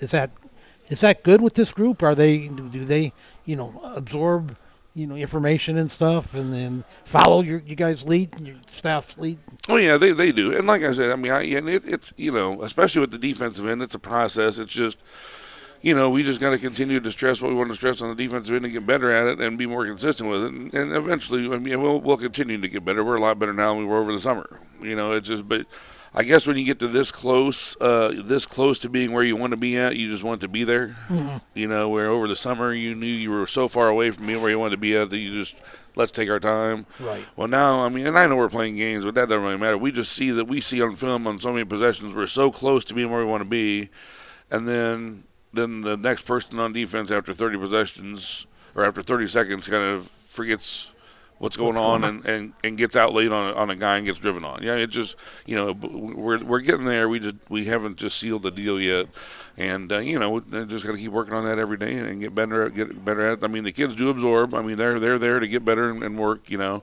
they've been very coachable. Even when we booed them out yesterday, they came back ready to go. It was one of those things where they understood that, our first half hour we didn't give you what we needed, and it's time to get better. And so that's all you can ask. And we just, we're going to continue to work and get better. I want to see us step up and beat some teams that maybe people don't think we can beat.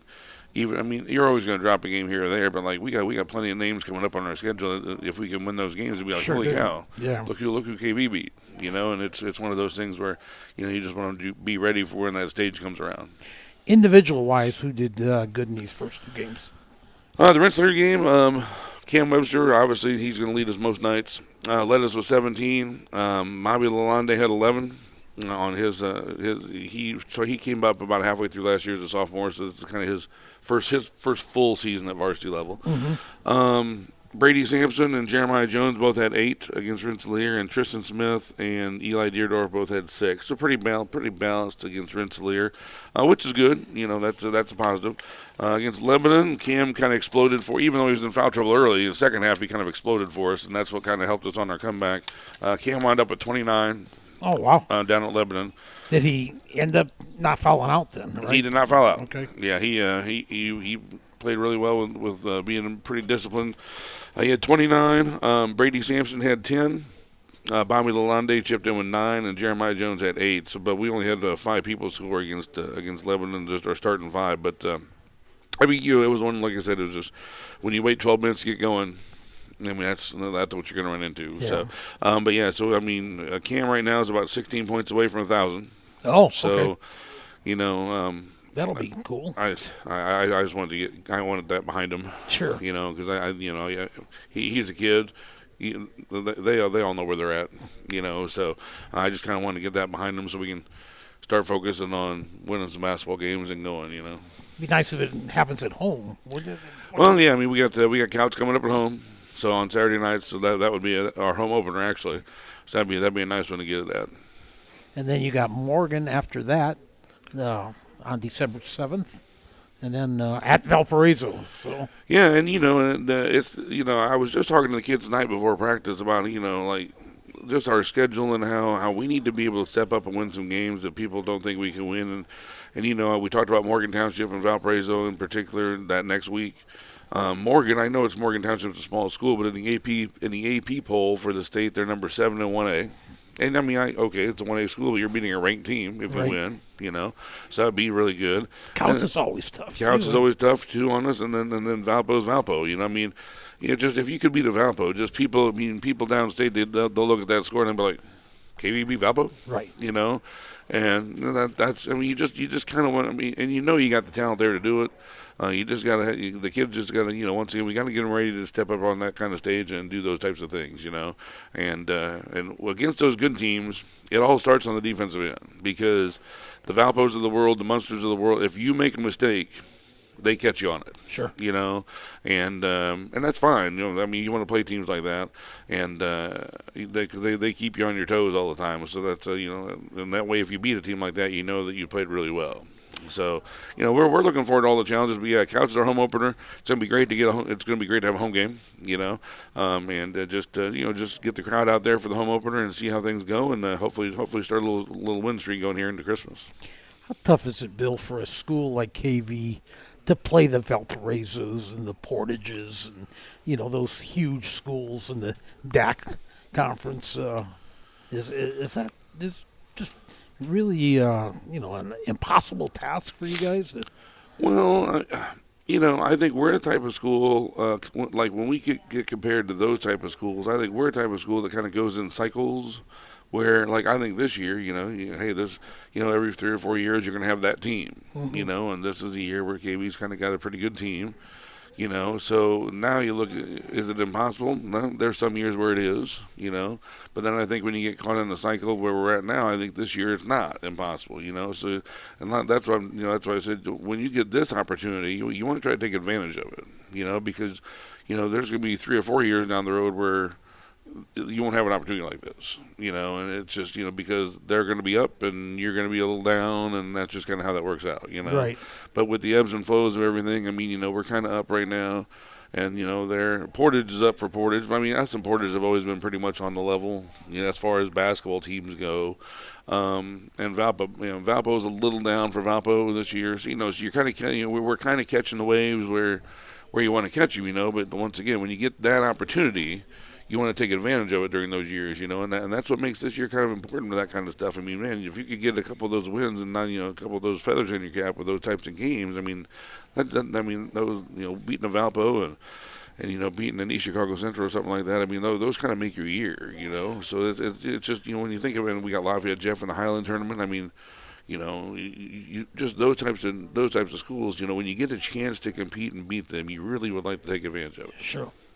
All right, Bill. Well, listen, good luck coming up. It'll be fun to have a home opener after a couple road games, and hopefully next week we're going to be talking with you about some more victories here for the Cougars. We're going to see you down the road real soon. All right, that'll work for me. All right. Thank you, Coach Bill Shepard Thank you of very the much. Kankakee Valley Cougars. And, hey, we'll be back. One more time, we lied about Bill being in the cleanup role here. We got one more coach coming up. I was in the cleanup role. I just wasn't the number 9 hitter. I see. There you go. I'm not the guy that bunts. I'm the guy that hits doubles and stuff. Okay, there you go. We're going to come back with Coach Chad Pulver of the Rensselaer Central Bombers. You're listening and watching us here at Arnie's Pizza, 3kgthecage.com. Anders Water Conditioning in downtown Rensselaer is here for all of your water supplies and softening needs. At Anders, we sell and rent water softeners, water coolers, and have all of your bottled water and salt needs too. Call Chuck to set up your consultation today. 219-866-7430. Anders Water Conditioning, Family owned since 1991. After a hard day's work or play, it's time for some relaxation, and there's no better place than Unwind on Front Street in Rensselaer. For massage therapy, facials, spray tanning, yoga classes, and wellness, stop by Unwind. They also offer student-athletes 30-minute massages for $25. Alina would like to thank Unwind's loyal customers for their patronage since 2016. To make an appointment, call Unwind at 219-869-0290. Every day you listen to the news, but how is that news affecting your financial world? Things like your retirement and your kids' college fund. You need someone who can help you work towards your goals. Someone to help you move forward in the times of change. Call Mindy Byer at Morgan Stanley. Mindy has 20 years of experience as a financial advisor, and she's right here in Northwest Indiana. To make an appointment with Mindy Byer, call 765-420-8433. Morgan Stanley Smith Barney LLC, member SIPC. Reinforcements Designs is a full-service graphic design, screen printing, and sign shop. They offer logo designs, screen printing, banners, signs, vehicle lettering and graphics, airbrushing, vinyl letterings, digital printed graphics, freehand engraving, and more. 37 years of design and graphics, Reem Bontrager will help you come up with a customized project of your ideal or plan. Just ask, give Reinforcements Design a call at 219-866-8626 for your next graphic design project. All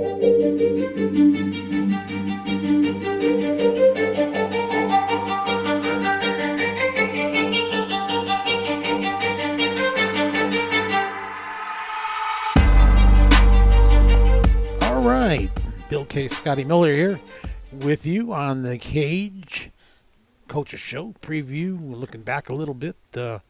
Joining us now, Rensselaer Bomber coach Chad Pulver. Coach, after that opener with Kankakee Valley, I thought this was going to be maybe a real tough interview here come tonight, but not so. We were there for your Tri-County game day after Thanksgiving, and you really turned it a night and day difference then. And here I'm looking, and last night you go to McCutcheon in the IU Hoops Classic and knock off a big dog. Yeah, it was pretty darn good. You guys must have played pretty darn good, huh? The guys, I thought, had a really nice attitude last night. We had, I know we talked a lot about injuries last time we spoke, but Brian Camarina, our big, went down on Monday night, and so he's out for a couple weeks. And so we saw him on crutches at the girls' game. Yeah. And I said, not more. It's basically our whole front line is out right now. So it's broken limbs and messed up joints. And did that happen at the McCutcheon game? No, it happened Monday in practice. Oh, and so we were able to roll into the game on Tuesday and really just had a pretty heart-to-heart talk as a team and a unit. Like, this is it. This is who we are. This is how we have to play.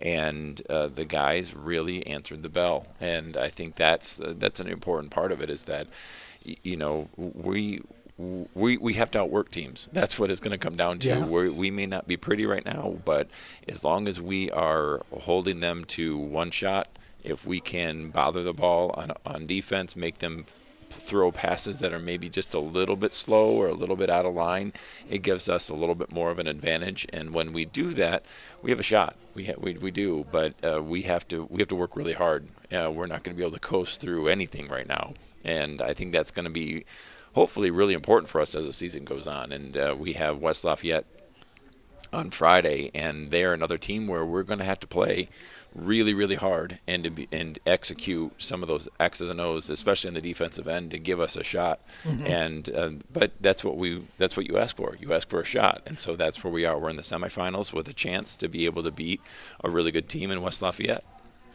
Well, did it come as a surprise to you that you were able to knock off McCutcheon? Well, anytime we can knock off McCutcheon, that's a big deal. So I'm not gonna act like that's just a normal thing. I mean, if you look at the last 12 times we played them, it's 10-2. So right. There's some real history there of that's a big win for Rensselaer Central, and I think especially with another your big guys out.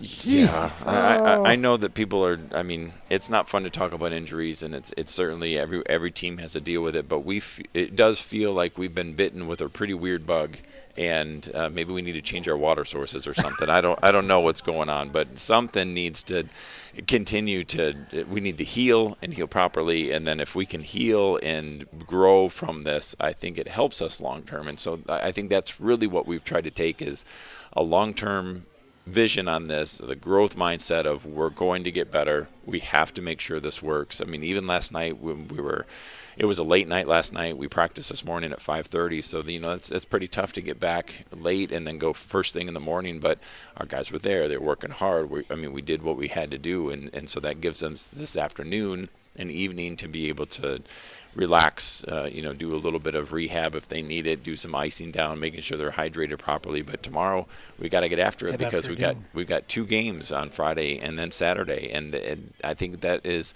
a really nice taste of what it is for tournament. And I mean, you've got to go to Tuesday, Friday, Saturday if you're going to win that tournament at the end of the year. And so it's very important to get out of that sectional. And this will be a good test for us. As you look forward, can you give us any good news on your son, Adam Ayler? Well, my son goes down for his ortho appointment tomorrow morning, and talking to him, he's like, "So I've got 2 more weeks and I'm back, right?" And it's like, no, that's not the way this works. I mean, but that's the mind of a 15-year-old. He wants to be healthy, and he just wants to will it back together. I mean, but we have a separated tendon and a broken bone. It doesn't happen fast. Right. So the quickest timetable might be 8 weeks, and so we'll find out more tomorrow. They'll do some X-rays and then probably do some palpations to find out where that is. Adam Ayler, he's in a walking boot now, which is, I think, much better than being on crutches. He's weight bearing, which is great. And then our hope again is if we can get to that early to mid part of February and he can start picking up the pace, we might be able to have him at the end of the season. So the difference between the two of them is, Adam Ayler has 6 screws in his leg. So, there's not a whole lot of rushing for that either. Right. We need it to be healed. With Brian, it doesn't seem like it's broken. So That's good news. a lot of swelling in the first 48 hours. We've tried to mitigate that, get the swelling to go down. So far, we haven't had to call for an X-ray yet. He is walking around right now. I think this morning when we met, he tried to do a warm-up with us just to kind of get up and down, and it didn't go very well. And so then we put him in an ice bucket, which it was cold for him, but we all got a good laugh out of him not being able to take the ice. But that at least is moving us close to it. It was there's those sprained ankles that you see and you're like, ooh, that was a sprained ankle. This looked really bad. It was one of those where the whole team really reacted really strong to it. It just was an awkward fall. It just came at a weird time. It was both the inside and the outside because of the way his body hit the floor. And so we really are just trying to make sure he's okay. And we're, again, trying to have the long view on this, and that if we have to take some lumps in the first few weeks in order to have him ready when we're really going to hit stride just in January in that long haul, then that's just what we have to do. I mean, it's ugly. It's hard to do it that way, but it's just what we have to do. It's too bad because he just seemed like he was really progressing nicely. Yeah, he had a real nice game against Tri-County. He was able to, hold space. He was able to clear out space. He grabbed some rebounds for us. He had 13 points. I mean, that's important. And he's a strong kid. And so when he decides he wants the space, it's very hard to move him off that spot. And so, even when he was younger in his freshman and sophomore years, we had experienced post players, and that was always the joke of you could beat Brian by getting around him, but you couldn't move him out of the way. And so now he's gotten even more skilled. His footwork has been much better. He's a lot lighter on his feet than he was as a freshman and a sophomore. And so we do expect him to continue to progress and be more and more dominant as the year goes on. But right now we just have to get him healthy, and then we'll keep working on it. Who else, as you look back at these games, can you talk about some of the individual performances? You don't have to spend too much time on that KV game. Well, that was, sure. That was not a good one for the Bombers. That was bad for us. And I think there's a lot of KV played really well. They were frothing at the mouth to get out there. And so and that's understandable. We did not play well. We were out of sorts offensively and defensively, and that was a rough game for us. But after that point, I think Jack Chapman and Corbin Matthew have both played very, very well for us. I think that Jack has managed the games very well offensively and defensively. Mm-hmm. I think Corbin is a guy that can score off the bounce as well as being able to. His outside range is pretty He's got strong. a nice shot. He does, and that's very helpful for us. And so those two working well together in tandem has been great. Caden Rowland had a great game on Tuesday night against McCutcheon, so he was able to put in. I'm going on memory right now, but I think it was 13 or 18 points. Wow, okay. And was able to distribute. I think he had 4 different assists and still getting inside, and so read the floor very well, using the screens and dropping the ball when the slip happened or getting himself open to slip. And so those are the things that we need. We need our system to help the guys use their skill.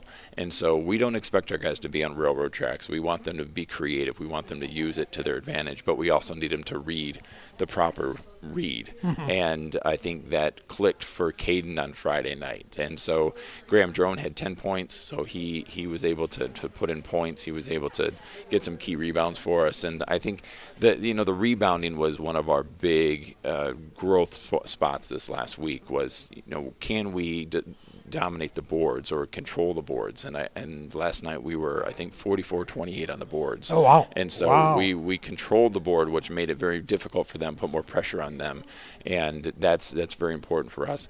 We still have to get much better at handling our turnovers. The first half we had 12 turnovers. The second half we only had 6. So we have the ability to really dial it in and to figure out what we need to do. We just can't take half of the game to figure that out. Against really good teams, we'll be out of the game and not be able to crawl back in. I mean, for us, last night we went into half down 5, and then we're able to, with a real sudden burst in 3 possessions, get the lead back and then be able to hold pretty well. There were 14 lead changes last night, so, I mean, it was a back-and-forth game. It was a tough game, and our guys stayed right with it and performed very well. Jack Chapman, was he a surprise to you guys? I thought he just he was our player of the game on 3KG for in the Tri-County contest, and I just thought he had a tremendous game, and I didn't expect that much from this soon. Yes, Jack has always been a very strong player, very smart IQ when it comes to basketball and understanding where he needs to be and how he can impact the game. And even going back to his sophomore year, he was one of those guys that we'd put in the game, and it would be a tight moment and like, ooh, is this too much for him? And then he'd make a play. And so Jack has always had that key playmaking ability. And at this stage of the game, he didn't sit a second of the game last night. So he played the whole game. Wow. He is critical for us. Sure. And so we want him to stay healthy, number one. But he's been a really positive force on the squad. He's got the right mentality for competition as well as trying to get guys to understand where they need to be. And so he's been a great asset for us this year. You know what? When you said that rebound total against McCutcheon, I was a little thrown back. Wow. But now that I think about it, even your guys that don't have that great height advantage, they all rebound well. It seems like most of your guys just grasp that, what it takes to rebound. Well, and that's a point of emphasis for us. And so when it doesn't work very well, it really gets us out of sorts. When we are focused on the rebounds and we're focused on completing the play, I think we're a much better team. I think our quality of play goes way up. I think the quality for how we read the floor goes way up. When we start to miss rebounds, I think it really hurts our overall play. And I think that us not only offensively crashing in and hopefully getting a few more garbage points out of it, but defensively just being able to get the ball and then run into our offense. When we push up, it really helps us. Give us a little scouting report on West Lafayette. Man, their guards are really good. Really? Yeah, Yep. They're really, really good. They have 2 guys that have been there for a handful of years together, number 20 and number 3, and they can shoot the lights out. And then they've added a couple more guys on the perimeter that can certainly, they run a weave up top, and if the defense is lazy or doesn't actually cut them off, they will get downhill and then kick, and if there's no one close to them, it's rainbows after rainbows for them. So it'll be a challenge. Huh? Yes, it is certainly there waiting for us. I mean, so they opened their season beating McCutcheon, and then they beat BC on Tuesday night. And so, I mean, they have 2 good wins, and so we have our work cut out for us for sure. Who's on the other side of the bracket? And if on you win, the if winning you lose, side, so Harrison and Lafayette Jeff are playing opposite us. Okay. Yep. So if we win, we play the winner of that game. If we fall to West Lafayette, then we play the loser of that game. Okay. So we certainly want to win. Okay. It'll be I'm sure a challenge either way it goes. I mean, just to be in the semifinals is, I think, a really fun opportunity for our boys to be able to play McCutcheon again, and then if we're able to pull this win out and to do what we need to do on Friday night and to be able to play for the championship at Lafayette Jeff. What a great gym to play in. Yeah. What a fun atmosphere it can be. And I don't know if you've ever seen those trophies. They're pretty impressive. It's a full-size gold basketball sitting on this podium. It's pretty neat. And so it would be a lot of fun to be able to bring that home. That's cool. How are the guys holding up as far as this, all these injuries? There's no woe is me, is there? Or? Well, I wouldn't say there's woe is me. I think it's more along the lines of we know how impactful these have been now. I mean, we've had serious injuries now for the last few seasons, and so I would love it if they didn't happen, but they have. And so our guys have started to realize, is this a season-ending injury, or is this something we can bounce back from? And right now, other than Adam Ayler with his screws that we're not sure what's going to happen, we believe the others should be able to come back. And so with that, there's that hope. We really do cling to hope. And so I want Brian to be healthy, and hopefully that's a couple weeks. I want Calden to be back, and hopefully it's middle of January. And so if that's all we're talking about is 2 weeks for one, 6 weeks for another, we'll take that. Yeah. And if it's not, in the process, we have got to keep teaching, and we've got to keep pulling these kids along. And I think that's what's been so important for us in these first few weeks of the season, is that we have embraced that. So last night we had Graham Drone, who is a phenomenal free throw shooter, gets to the fourth quarter, can ice the game, and misses them both. And so, it's one of those moments immediately in the locker room. He was put in spotlight of like, do you think you're going to be in that position again? Yes. Do you think you can be better next time? Yes. That's the growth mentality. It wasn't about knocking him down for missing it. Right. It's to realize this is the first time you've been game on the line, stepping up to make those free throws. You've got to be ready to do that next time. And I think that's what we're trying to get for our guys. And so each time we do that, each different situation that's offered to the people that are in these positions, we want them to embrace it. We don't want them to run away from it. We want them to go toward it. And I think if we do that, it can be a recipe for us to continue to find success, even in surprising ways. I think that your reaction to us beating McCutcheon is what a lot of people's reactions were. I was getting text messages of just wow, because I don't think people expected that score to be coming back in our favor. And so, which I'm fine with. We have to go out and we have to earn it. I don't expect anyone to think that we're going to walk in and do anything. We have to earn it. But I think that's what's so much fun for the boys, is when they do earn it, they can enjoy it. What's the best part of this team so far? Is it shooting or? It's not our shooting. Our shooting is pretty rusty right now. But when we are able to read the floor and use the screens and the backdoor cuts to our advantage, I think that sometimes people believe a backdoor cut is always going to be a layup, and when in reality the backdoor cut, it opens up the next person. And if we can do that, it's the orchestration of reading your teammate. And it's one thing to read the defense, but if you can read your teammate, you know where he's going, and then you can go to another spot, and that usually leads to openings.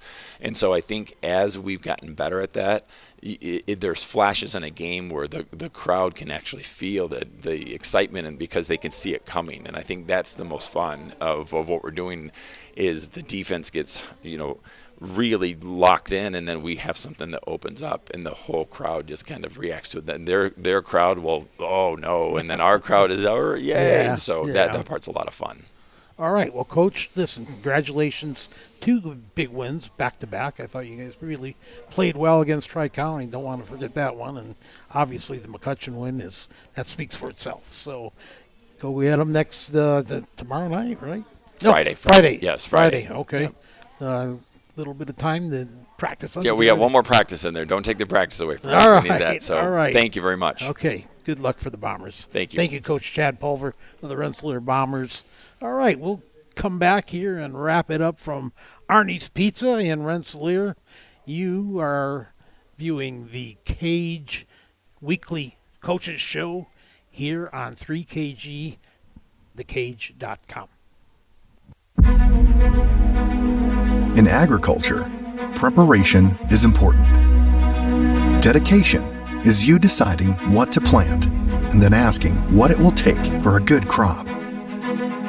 How much work will it take to produce the final crop? In sports, preparation is vital in becoming the best you can be. Dedication is a will of achievements for a winning desire. Corbett Farms encourages everyone to do their best by having a winning spirit, attitude, and achievement. Your positivity will make a difference. Corbett Farms is proud to sponsor high school sports.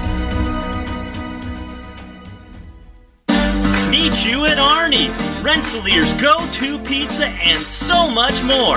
Pizza, sandwiches, burgers are here. Don't forget about dessert. Wings, cheese sticks, garlic bread too. Arnie's pizza menu has something for everyone. Dine in or carry out in the best pizza in town. Located across from St. Joseph's College in Rensselaer. Call 219-866-9999 and meet you at Arnie's. Midwest Contractor Services of Rensselaer, with over 15 years of experience, offers both insulation and gutter services for new construction and existing homes in Jasper, Newton, Lake, and Porter counties. You could save money and lower energy bills by adding more insulation to your house. New insulation project? Let Midwest Contractor Services offer you a custom insulation package that fits your needs. Leaves in your gutter? Let us give you a price on leaf protection products that really work and are affordable. Call Marty or Mark at Midwest Contractor Services today at 219-866-0755 and get an estimate for your project.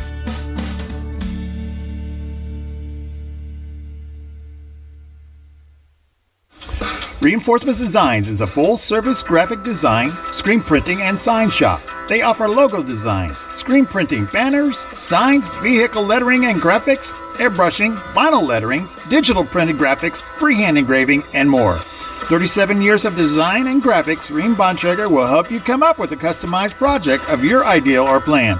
Just ask, give Reinforcements Design a call at 219-866-8626 for your next graphic design project.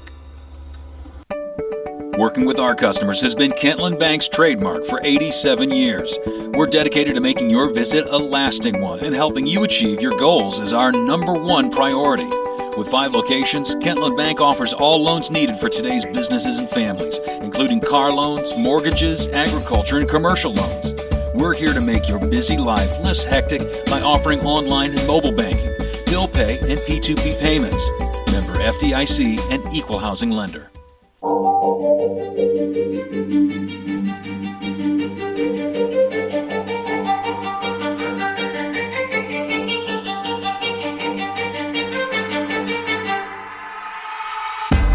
All right, that's a wrap for us here from Arnie's Pizza in Rensselaer. We want to thank Beth and the gang here for doing their great job they do for us every week, bringing us super food and just great hospitality, helping us host this coaches show. I want to thank all the coaches. Without them, we don't have a show. But as usual, they all just come out and so loyal, and it's just greatly appreciated. It's a lot of fun for everybody, I think. And we want to mention that we need our sports king back, don't we, Scotty? Oh, boy. He's sadly missed here. So get well, Bobby, if you're still listening. If we haven't put you to sleep yet. We need you back here as soon as possible. All right, for my partner, Scotty Miller, this is Bill Kay saying good night, everybody.